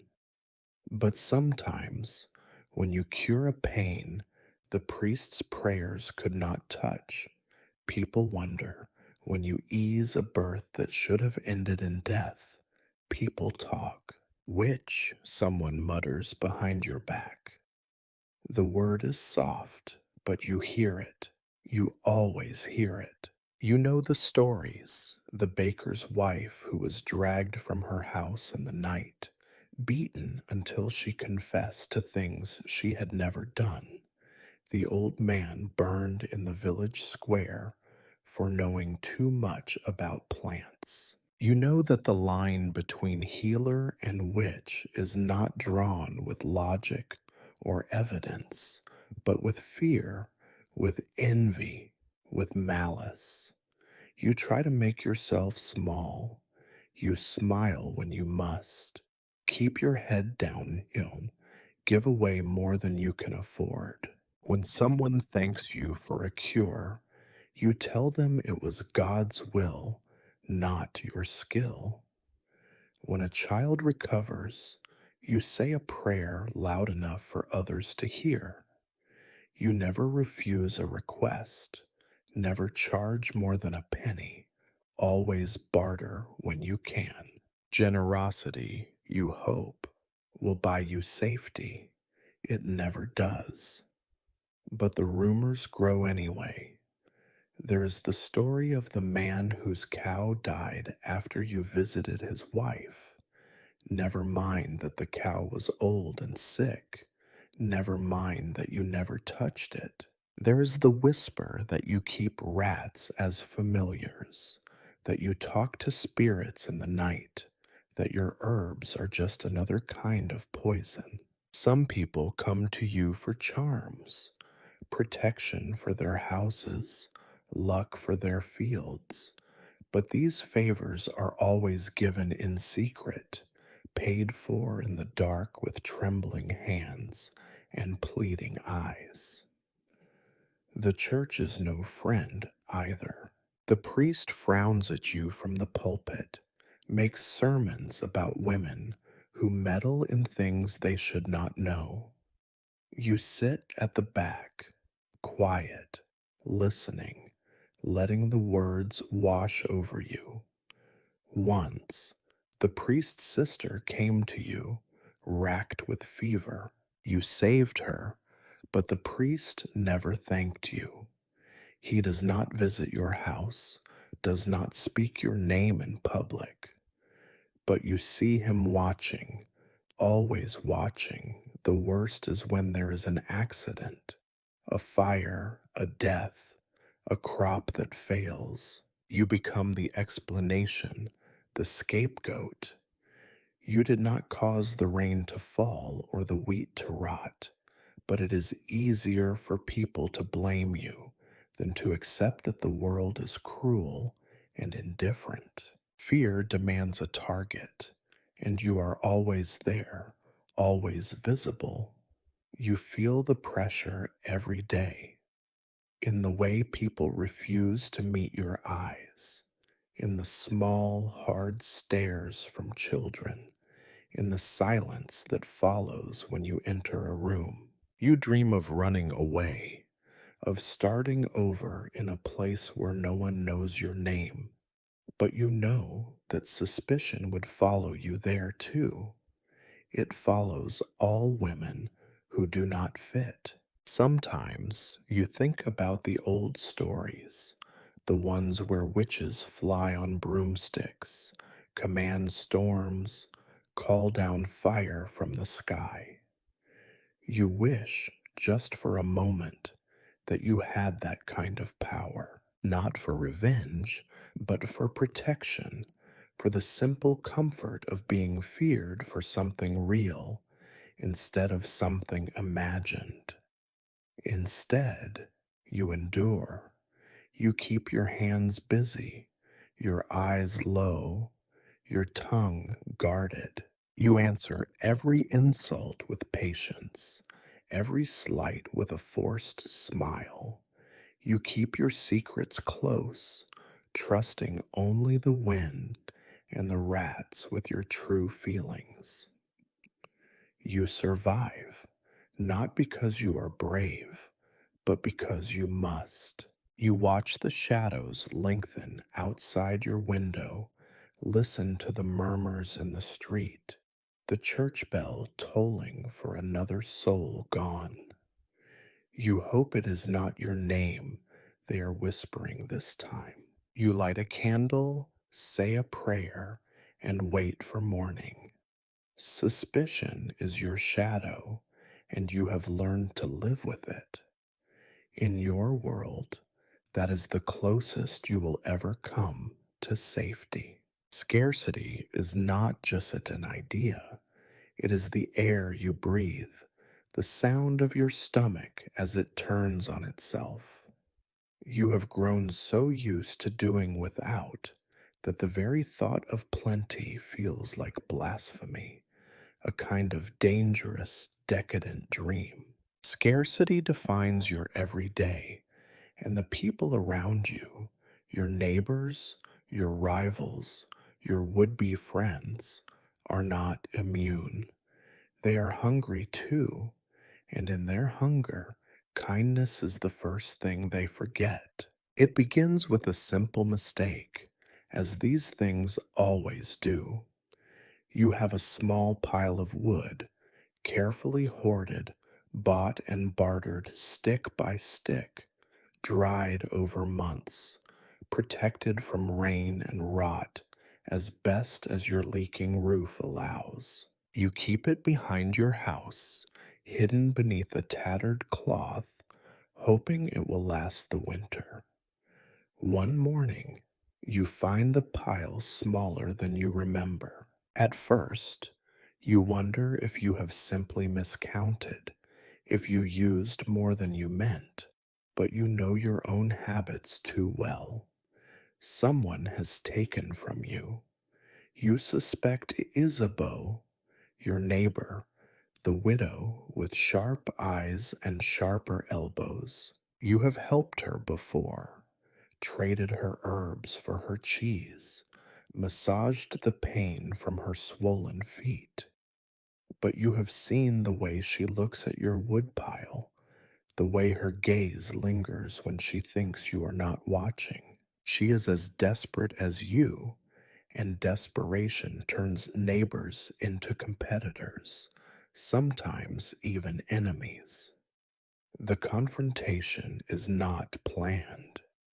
You catch her in the alley, arms full of broken branches, her face flushed from effort. She avoids your eyes, but you see guilt in the tight line of her mouth.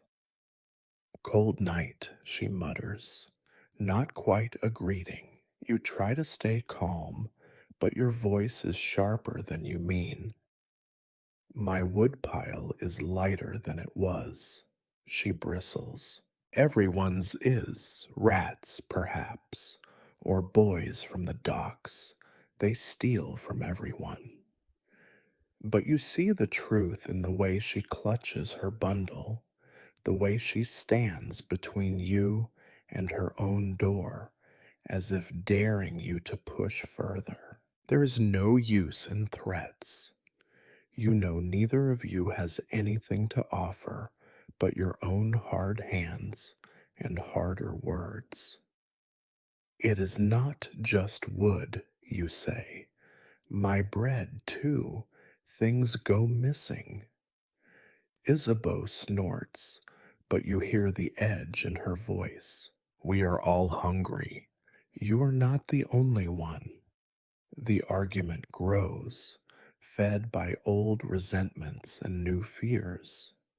She accuses you of hoarding, of using your witch's tricks to find more than your share. You point out that she has a cousin at the mill, that her cheese is never quite as stale as everyone else's.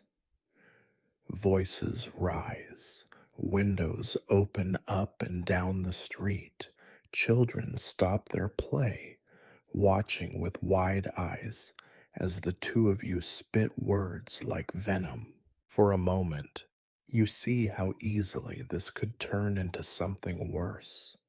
You remember stories, women dragged from their homes overless, windows smashed, doors kicked in. Scarcity breeds anger, and anger needs a target.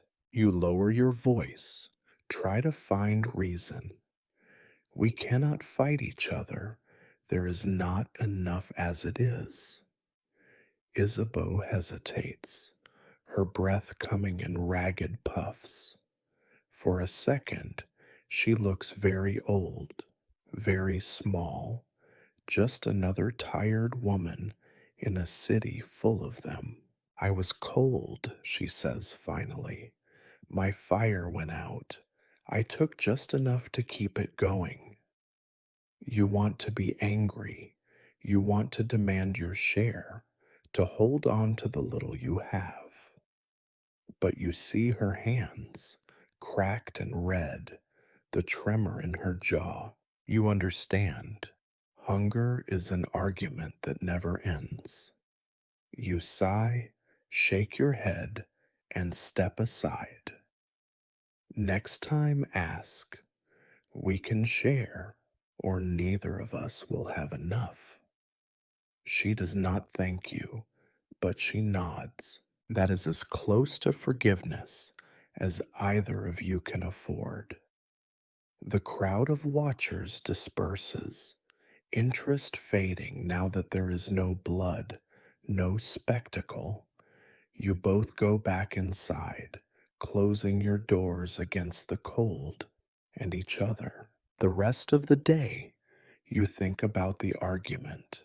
You replay every word, every accusation, every hurt feeling. You wonder if Isabeau will forgive you or if you will forgive her. You wonder if there will be a next time, or if tomorrow you will find your woodpile gone entirely. There are no locks strong enough to keep out hunger, no bargains solid enough to withstand the cold. That night, you ration your firewood, feeding the fire one stick at a time, each crackle a small victory over the darkness. Your bread is stale, your water murky, but you eat and drink and tell yourself you are still better off than many. You wonder if kindness is another luxury, like soap, like meat, like rest, something you cannot really afford, but cannot quite give up either. You drift into sleep, the taste of anger and regret lingering on your tongue. Outside, the wind rattles the shutters. You wonder if Isabeau is warm enough, if she is thinking of you, if the two of you will ever find a way to share what little you have without turning it into a battle. In the morning, you find a bundle of sticks on your doorstep. Not as many as you lost, but enough to mean something. You say nothing, and neither does she. In this place, in this time, that is the closest you will come to peace.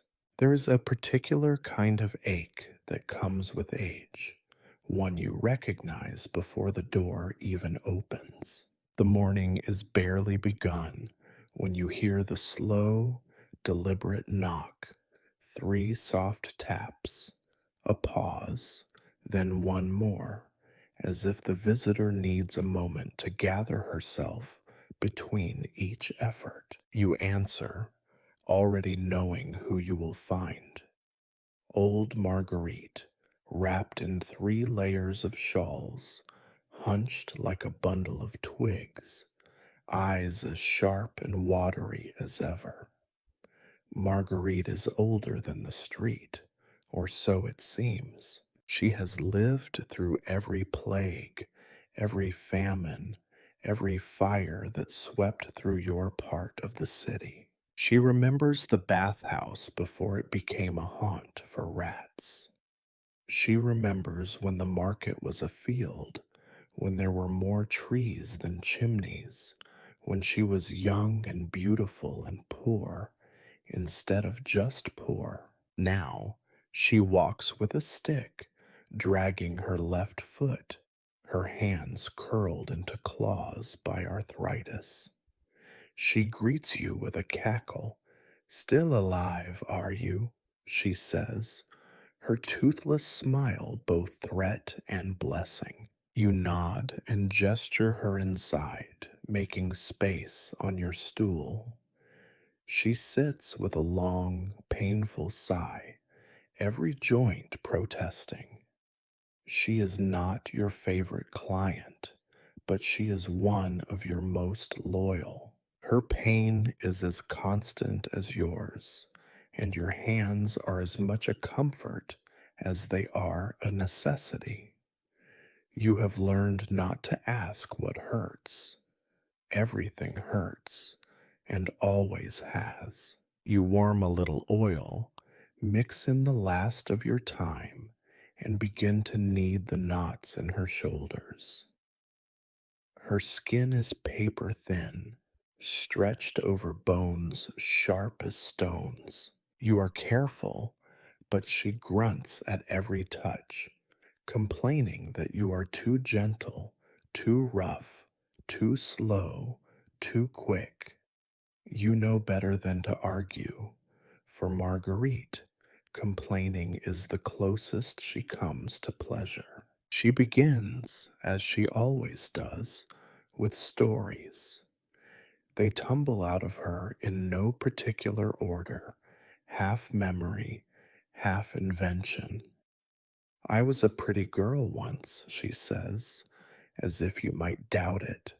Men lined up at my door, wanted to buy me ribbons, take me to the May dance. She leans close, whispering, I let them, sometimes. Why not?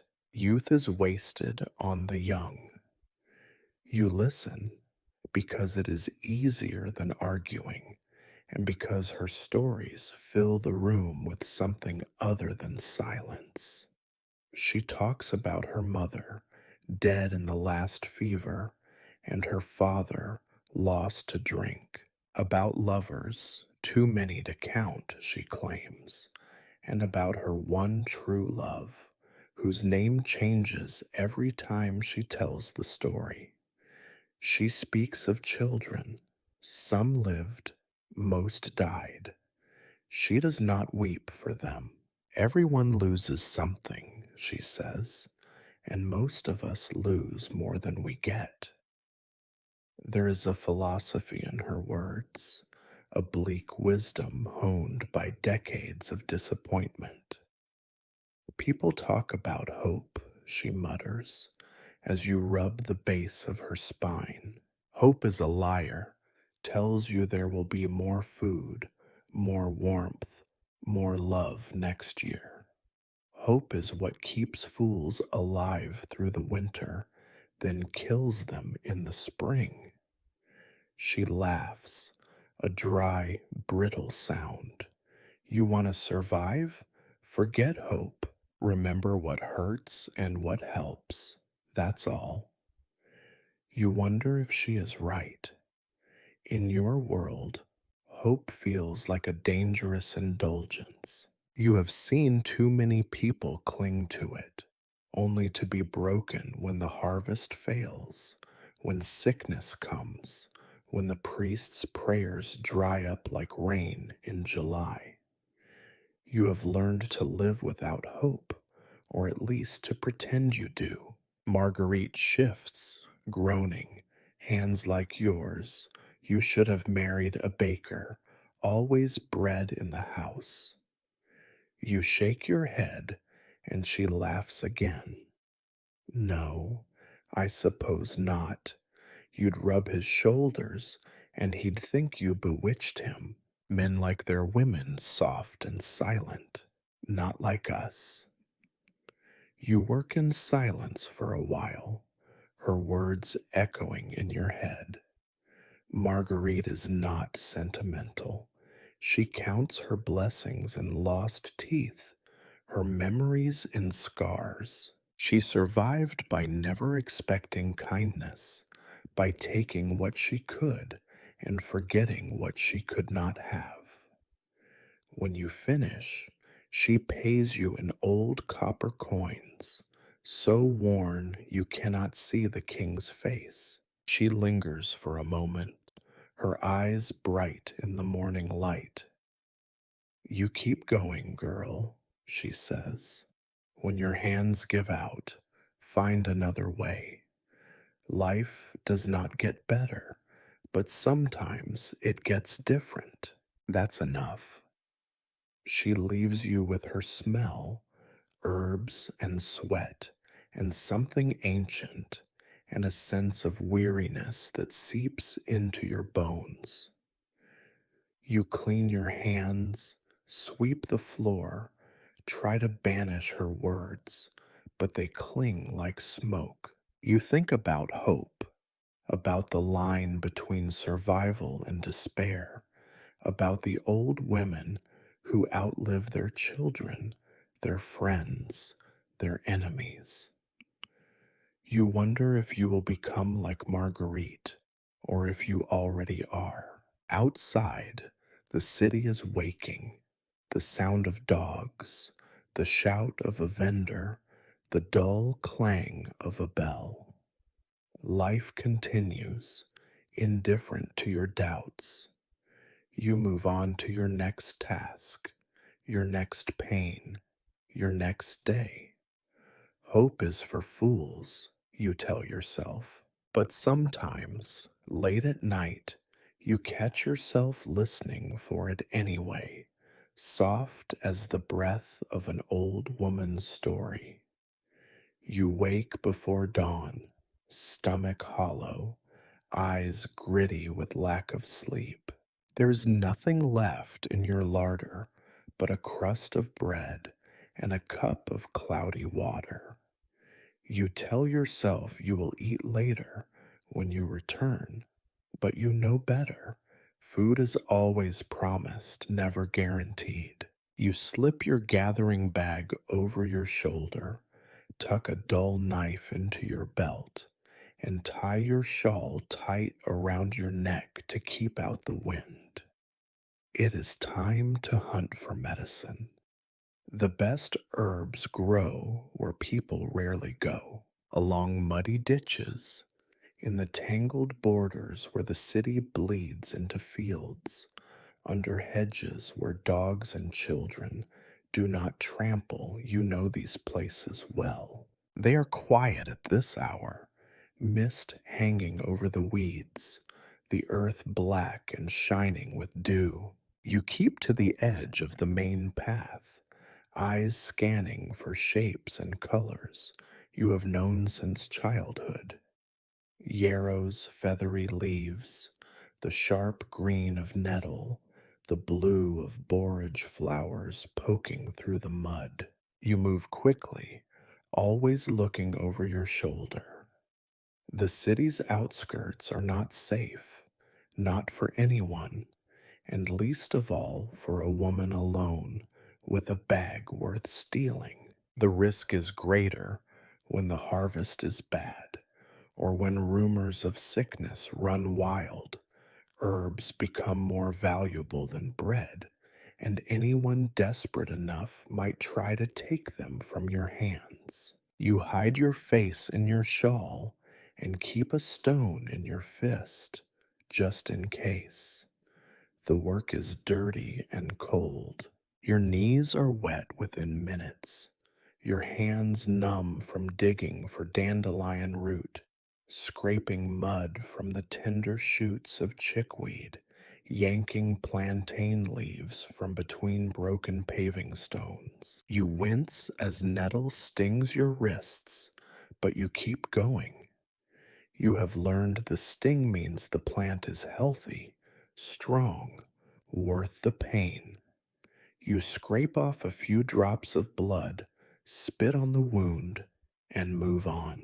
Sometimes you find treasures, rare golden calendula, a clump of wild thyme, a sprig of mint hidden under last year's leaves. These you tuck deep into your bag, feeling the weight of future medicine. More often, you come away with only the basics: yarrow for wounds, nettle for fevers, mugwort for pain. Enough to make it look like you have something to offer, enough to trade, enough to last a few more days. You keep your eyes sharp for more than just plants. There are other foragers out today, mostly women like you, all with the same tight faces, all pretending not to see each other. A nod is exchanged, sometimes a muttered warning. Saw a dog pack on the next lane, or that ditch is picked clean. You trade news, but not secrets. The places you find best are for yourself alone. You are careful, too, of the men who wander the lanes: woodcutters, beggars, men with nothing to do and too much anger in their bellies. Once, a stranger followed you for half a mile, saying nothing, just watching as you crouched among the weeds. You gripped your knife so hard your fingers cramped. Eventually, he turned away, bored or disappointed, but you did not stop shaking for an hour. The dangers are not just from men. The city's edge is wild, muddy and tangled, home to rats and snakes, to brambles that snag your skirt, to ditches that stink of waste from upstream. Sometimes you see a body, half buried in the reeds. Animal, you hope, but you do not look too closely. Once, you found a girl from the city lying face down in the weeds, her gathering bag still clutched in her hand. You did not ask what happened. You went home early that day with less than you needed and locked your door as soon as you returned. When your bag is full, you head back, skirt heavy with mud, hands stiff and raw. You hide your herbs under your shawl as you pass through the city gate. The guards rarely care what you carry, but you have learned not to trust anyone in a uniform. You pay a penny for the privilege of passing, even though you know you should not have to. Back at home, you spread your haul on your table, separating roots from leaves, flowers from stems. You pick out the best, setting them aside for clients who might actually pay, and bundle the rest for the market. The herb woman comes by sometimes, trading a lump of cheese or a jug of weak ale for your leftovers. You bargain hard, knowing every crumb counts. There are dangers in selling herbs, too. Too many poppies, and someone will talk. Too much belladonna, and you risk a visit from the priest. You are careful, labeling everything with old words, using only what your mother taught you, never what you learned by accident or rumor. The line between healing and poison is thin, and you are watched closely by those who resent your skill. You dry what you can above your hearth, the scents of earth and green filling your tiny room. The rest you grind into pastes, soak in oil, mix with fat. Sometimes you think of your mother's hands, always stained with green, always working, always tired. Sometimes you wonder if you will pass these tricks to anyone or if the knowledge will die with you. When you finally eat, a scrap of bread, a few leaves of nettle boiled in water, you are too tired to taste anything. You fall asleep dreaming of roots and shadows, of wild places where plants grow and women vanish.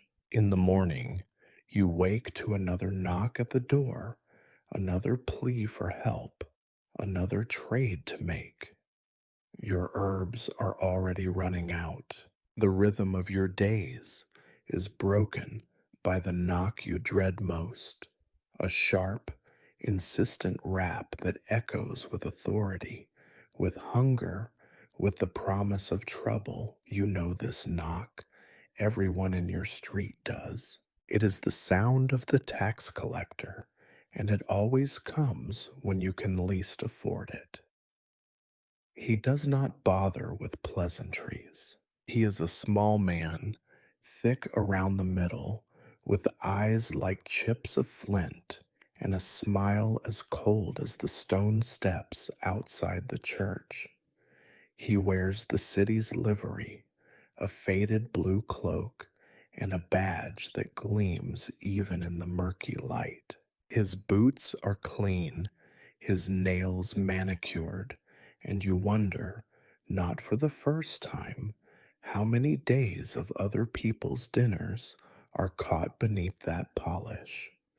You open the door, and he steps inside without waiting for your invitation. His gaze slides over your room, taking in the cracked walls, the soot blackened ceiling, the bundle of herbs on your table, the empty bowl in the corner. You know what he sees: poverty and an opportunity. To him, you are not a person. You are a purse to be shaken, a debtor to be threatened, another tally mark in his little book. He asks for your rent, always more than you remember, always more than you have. You show him your coins, lay them out on the table, a few coppers, a worn silver penny, a scattering of battered tokens from grateful clients. He counts them twice, lips moving silently, then looks up at you with a sigh of theatrical disappointment. It is not enough, he says, voice oily and sweet. The city has expenses, the new bridge, the market repairs, the bishop's new bells. Everyone must do their part. You do not argue. Arguing makes it worse. You offer what you can, a promise to pay next week, an extra day's work for the merchant's wife, a loaf of bread from your next barter. The tax collector shrugs, unmoved. Promises are like rain in summer, he says, always hoped for, rarely delivered. He glances at your herb bundles, the pot of lard on your shelf, the cracked bowl by the hearth. I see you have goods, he says. The city will take a portion. He makes a show of inspecting your belongings, picking up your jar of dried mint, your little pouch of precious time. He weighs them in his hands as if he is a merchant at market, then pockets them without a word. He hints, never quite saying, but never hiding, that there are other ways to settle a debt. He lingers too long by your bench, his fingers brushing your arm as he leans close. A woman alone, he says, must be careful. The world is hard on those who fall behind. You grit your teeth, keep your eyes low, and refuse to answer. Your silence is a shield, your dignity the last thing he cannot take. Finally, he steps away, drops your coins into his purse, and writes a note in his ledger. You have 1 week, he says, all pretense of warmth gone from his voice. If you do not pay, the city will reclaim this house. There are others who would be glad to have a roof, rats and beggars alike. He leaves you with a slip of parchment, a bill for more than you owe, with a seal that makes it official. You know what it means. 1 more week to find money you do not have, to sell what little remains, to hope for clients who can pay in more than bread and promises. When he is gone, you sit in the silence, staring at your emptied shelf, your heart pounding. The fear is sharp, metallic, gnawing at the edges of your resolve. You know women who have lost their homes, driven to the riverbank, forced to sleep in doorways, their children begging at the church steps. You have helped them, sometimes, when you could. You have seen what happens to those who slip through the cracks. The rest of the day, you work with a new kind of desperation. Every massage, every remedy, every errand is weighed against the tally in your mind. You take on extra clients, those you once refused for lack of payment, those who smell worse than the street outside, those who come with their own dangers and demands. You work until your hands cramp, until your shoulders ache, until your vision blurs with exhaustion. You barter at the market, pressing for better deals, trading herbs for bread, bread for soap, soap for a promise of firewood. Every penny you save goes into a jar beneath your bed. Every night you count your coins, hope flickering and dying with each recounted total. Sleep does not come easily. You lie awake, listening to the street, dogs barking, children crying, the wind rattling the loose shutters. You imagine yourself on the street, clutching your few possessions, begging for mercy, from the same people who now whisper "witch" when you pass. In the morning, you wake to a new kind of tiredness. You consider writing to the landlord, begging for more time, but you know the answer already. Mercy is rare and more expensive than anything you can offer. Instead, you prepare for another day of work, another day of scraping, hustling, surviving on the edge of disaster. You promise yourself that you will not give in.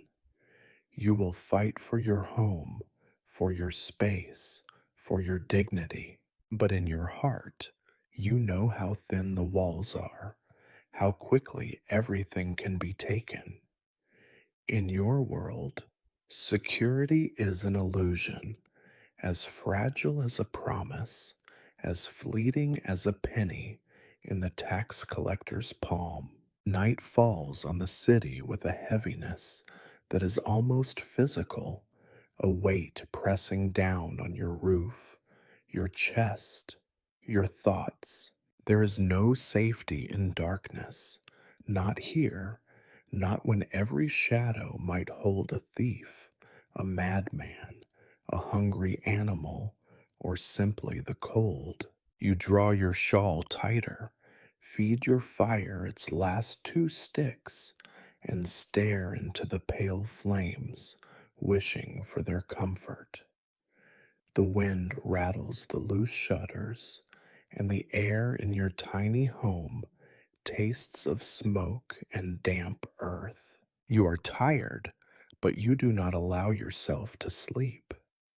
Tonight the street feels restless, more dangerous than usual. The tax collector's visit still echoes in your nerves. You lie on your straw mat, ears pricked for trouble, mind too busy to drift. The city is a living thing at night, a beast you cannot predict, only endure. Then it comes, a distant crash, the shattering of pottery against stone. Someone screams, a thin, high sound, quickly cut short. You freeze. The cry is followed by hurried footsteps, scuffling in the alley behind your house, a dog's frantic barking, another shout, angrier now, deeper, maybe a man's. You wait, breath held, heart pounding. You tell yourself not to get involved. It is safer that way. You have seen what happens to those who try to help. A neighbor with his head bashed in for chasing off a thief. A woman burned when she opened her door to the wrong person. You do not want to be a story whispered at the market, another lesson in the high price of mercy. But the noises grow louder. Someone pounds on your wall, not at your door, but at the thin boards just above your bed. You cower, willing yourself invisible. The boards shake. A man's voice, raw with panic, shouts for help, for water, for God. You cannot tell which. You say nothing. You do nothing.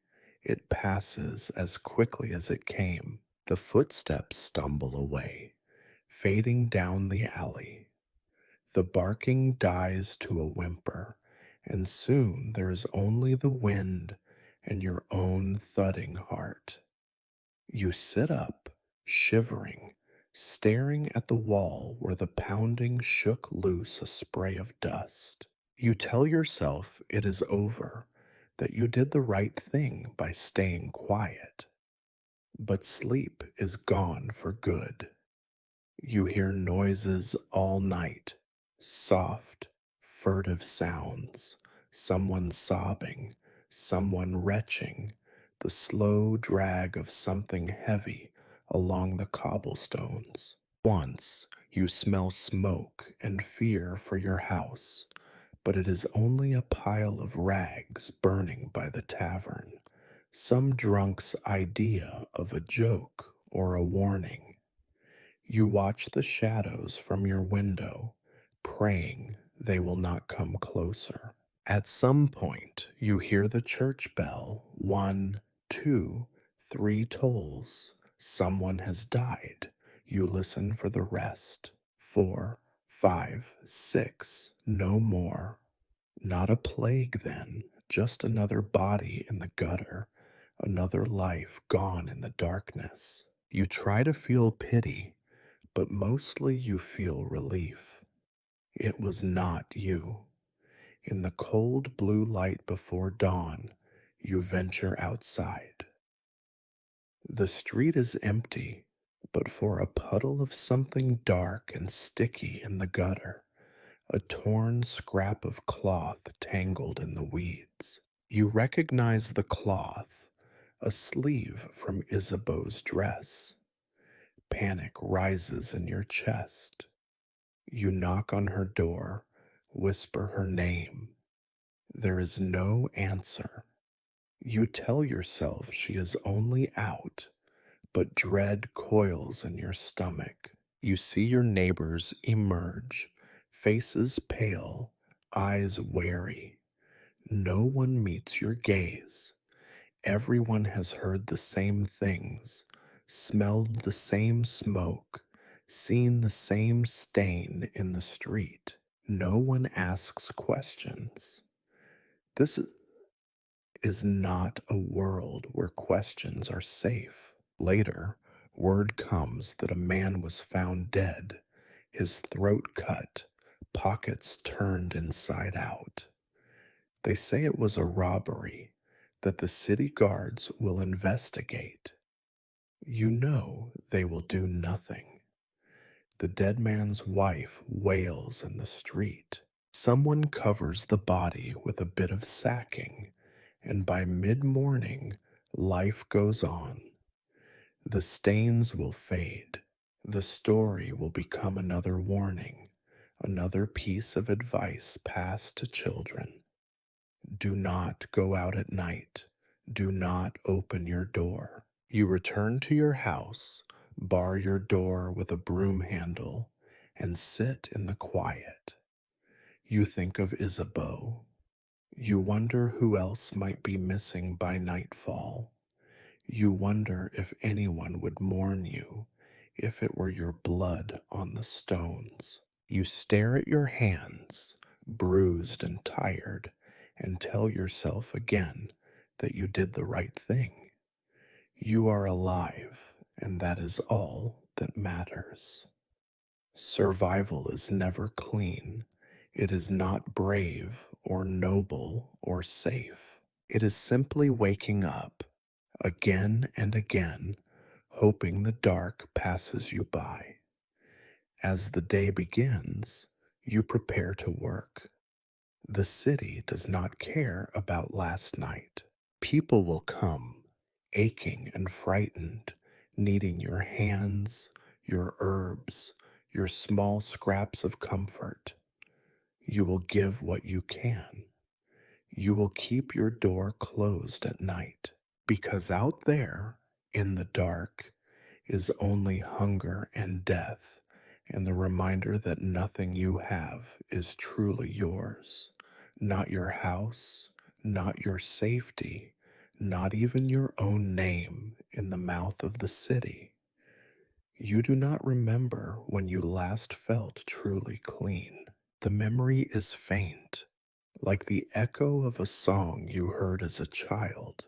Someone, somewhere, gently washing your face, combing your hair, stroking your head as you drifted toward sleep. These days, care for your own body is another chore, wedged between survival and work, forever slipping further down the list of things that matter.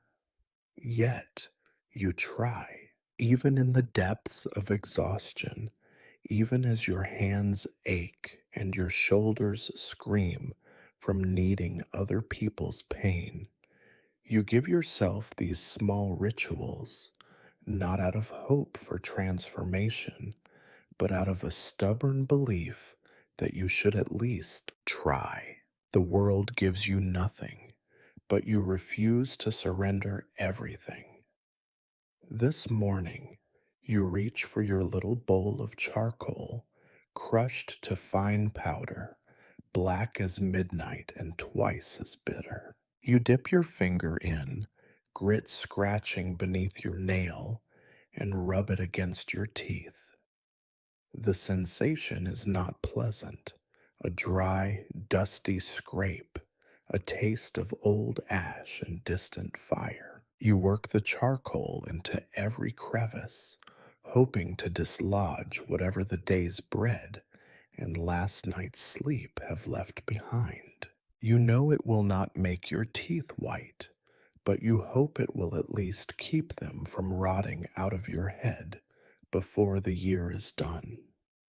You rinse your mouth with the dregs of yesterday's water, feeling the grainy residue linger on your tongue. You spit into the fire, watching the spit sizzle and steam.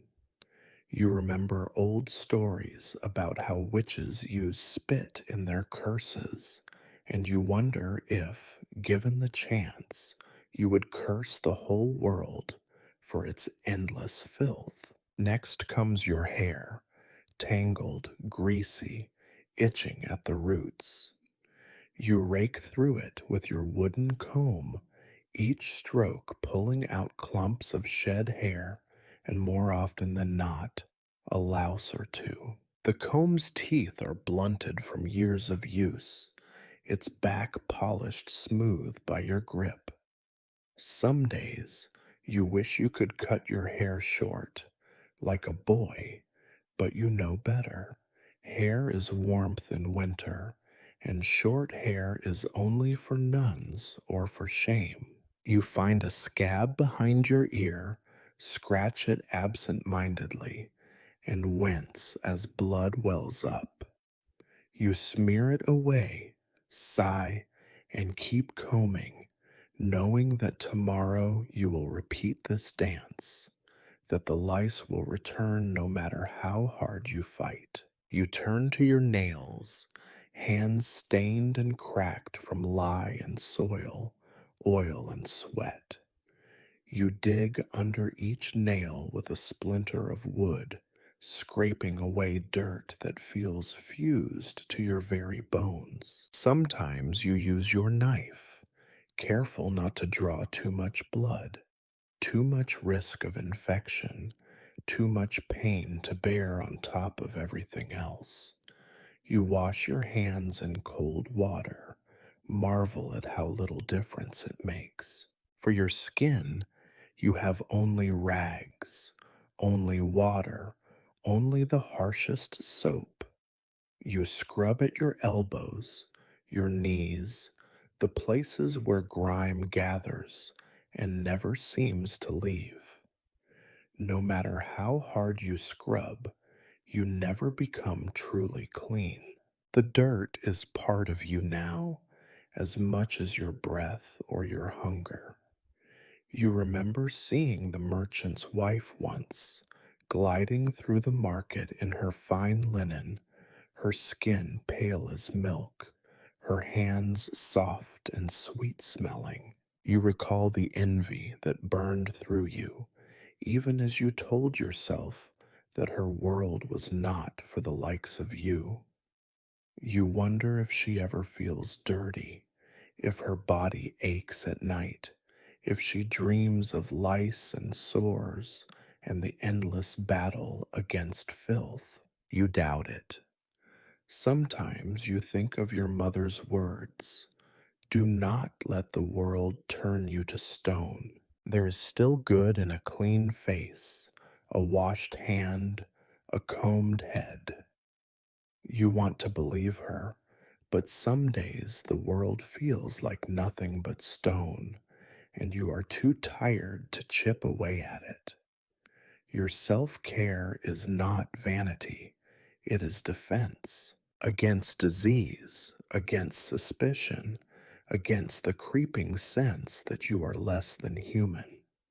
You fight, not because you think you can win, but because surrender would be admitting that you have already lost. When you finish, you look at your reflection in the battered tin mirror, teeth gray with charcoal, hair in wild knots, skin red and raw from scrubbing.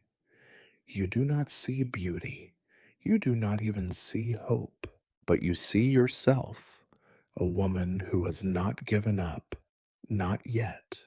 You sigh, tie your hair back with a rag, and begin another day. Already you hear someone at the door, a client, a neighbor, a collector of debts. You steel yourself for another round of survival, knowing that every effort to care for yourself will be undone by nightfall. The world does not reward cleanliness or kindness or care. The world rewards only endurance. Still, you keep your charcoal. Still, you keep your comb and your bowl of cold water and your ragged towel. These are your weapons, as important as your knife or your herbs. As long as you can hold on to them, you tell yourself you are not lost. You face the day as you always do. One dirty hand, one bruised tooth, one scar at a time. Night brings neither comfort nor rest. You lie on your straw mat, eyes wide open in the darkness, your mind tracing the cracks in the ceiling you cannot see. The city's noises have faded to a soft background murmur, distant barking, a snatch of laughter from the tavern, the slow creak of the sign at the baker's door as it swings in the cold wind. You are tired in a way that goes beyond flesh, a weariness that fills your bones and leaks into your thoughts. Most nights, you are too exhausted to think, but tonight, with your belly half empty and your debts weighing on your chest, your mind wanders toward the future, a place you rarely let yourself visit. You count your remaining coins, running your thumb over their worn faces as if you could coax a little more value from their thin metal. You try to tally the food left in your larder, the wood beside the hearth, the odds of the tax collector giving you one more week. Each calculation feels like a thread unraveling. Nothing ever adds up. Every sum ends in a deficit. You wonder what tomorrow will bring. A day much like this one, you suppose. Another aching morning, another round of sore shoulders and empty promises, another cold evening with bread that cracks your teeth and water that tastes of tin. You try to imagine a change, a windfall, a miracle, a lucky break, but the very idea feels dangerous. Hope is something that hurts you more with every passing year.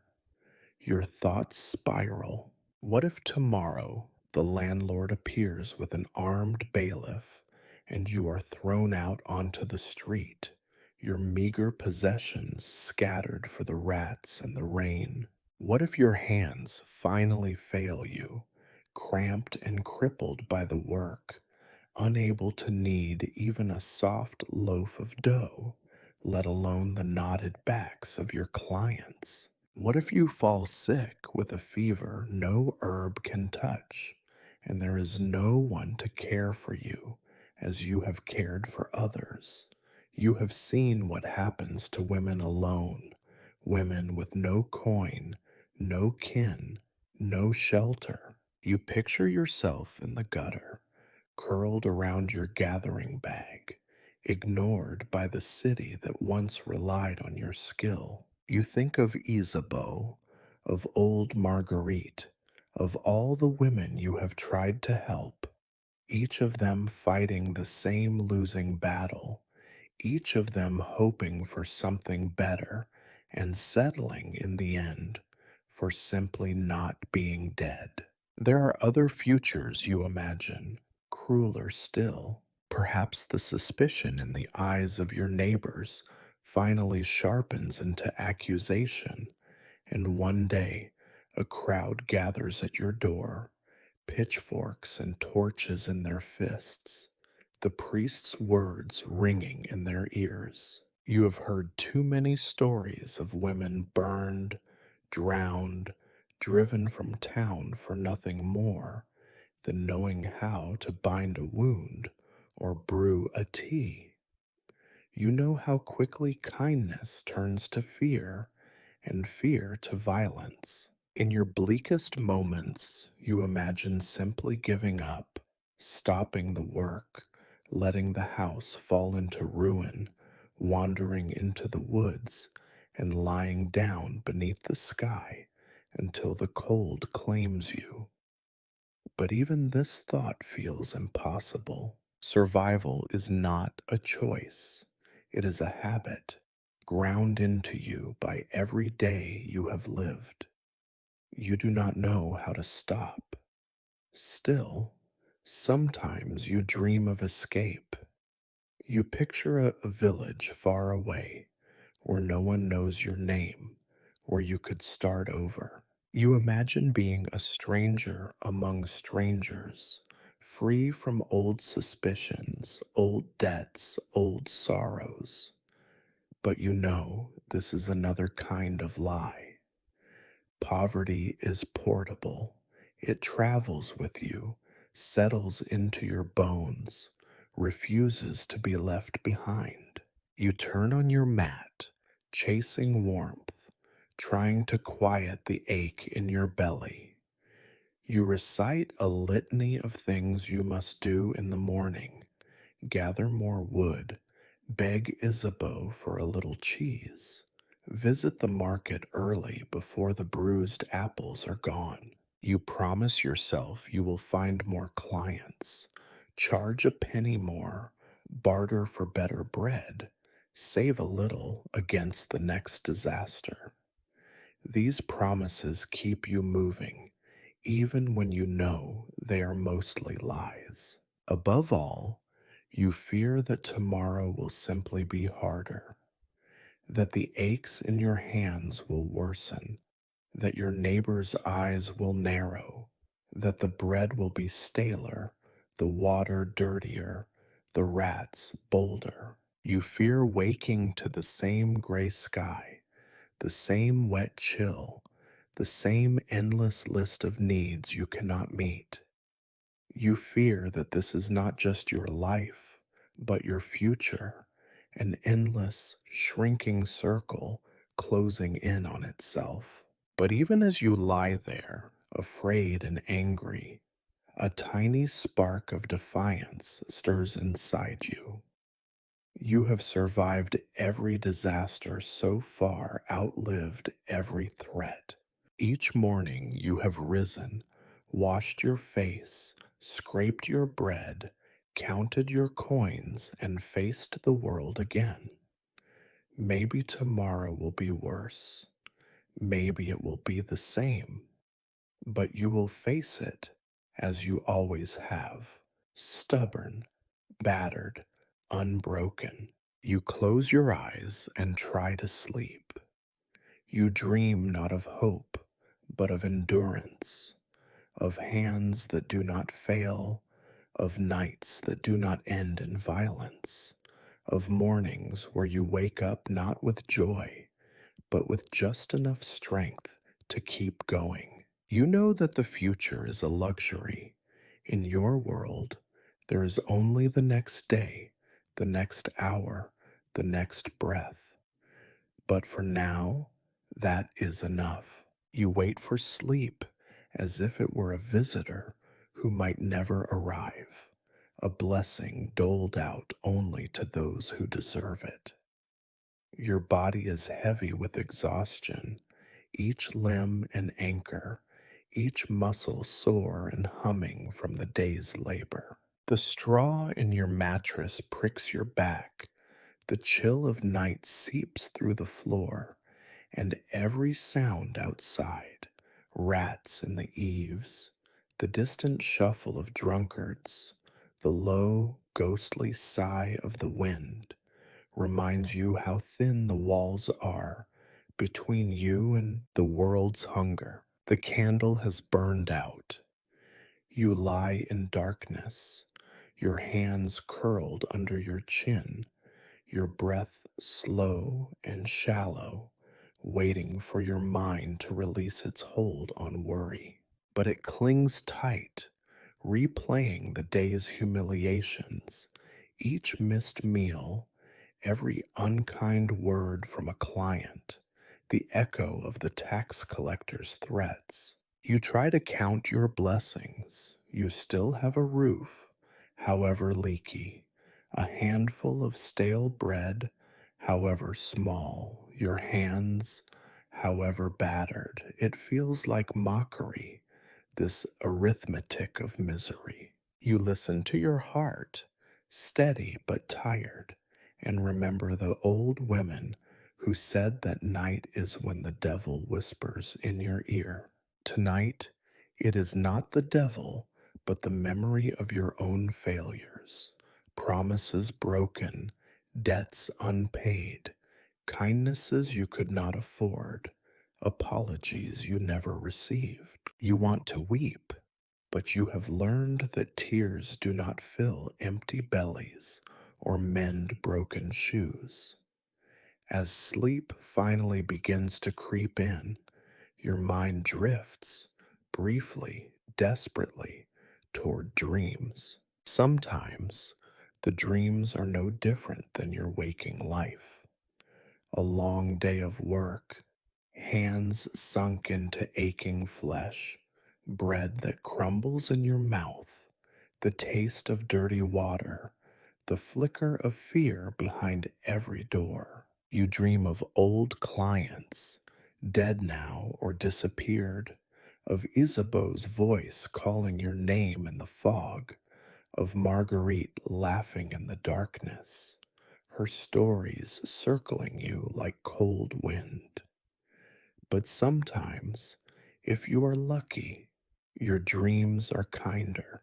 You see yourself as a child, running barefoot through summer grass, your mother's hands strong and clean, her voice gentle as she braids your hair. You dream of warmth, real warmth, a sun that lingers long enough to bake away the ache from your bones, a hearth where no one shivers. You dream of a world where pain is rare and hunger is just a story, and you can rest without fear that someone will take what little you have while you sleep. You know these dreams are lies, but you let yourself believe them, if only for a little while. In sleep, the world's sharp edges soften. You become weightless, drifting between memory and hope, wrapped in the fading scents of your own childhood, a field of mint, a loaf of new bread, a mother's lullaby humming you toward oblivion. When you wake, the ache returns, fierce and insistent, driving out the comfort of your dreams. You feel it first in your back, then your hips, then your hands, each joint stiff, every muscle tight.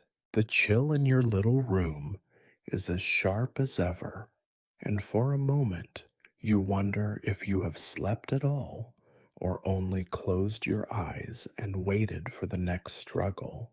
You rise because you must. There is always another day, another client, another fight for food, for firewood, for the right to stay in your own home. You stretch your arms, wincing as your joints crack, and begin the slow, careful ritual of preparing yourself for the world's indifference. Another morning, another day, as a woman who heals, who survives, who is never quite safe. You think of sleep as a kind of surrender, a momentary release from a battle you know you cannot win, but must keep fighting anyway. You envy those who sleep easy, who trust in locks and in luck, who believe that tomorrow might bring something better. For you, sleep is only the space between one hardship and the next, an interlude in a life shaped by fatigue and disappointment. And yet, you do not give in to despair, not completely. If there is a miracle in your world, it is this, that you rise again and again, no matter how many times the night tries to keep you down. You may not have hope, but you have endurance. You may not have comfort, but you have stubbornness. You may not have dreams that come true, but you have the small, cold comfort of surviving to see another morning. Outside, the city groans and wakes. You pull your shawl tight, open your door to the gray, unwelcoming dawn, and step forward, back into the filth, the danger, the ache, and the endless grinding work of another day. In your world, this is victory enough.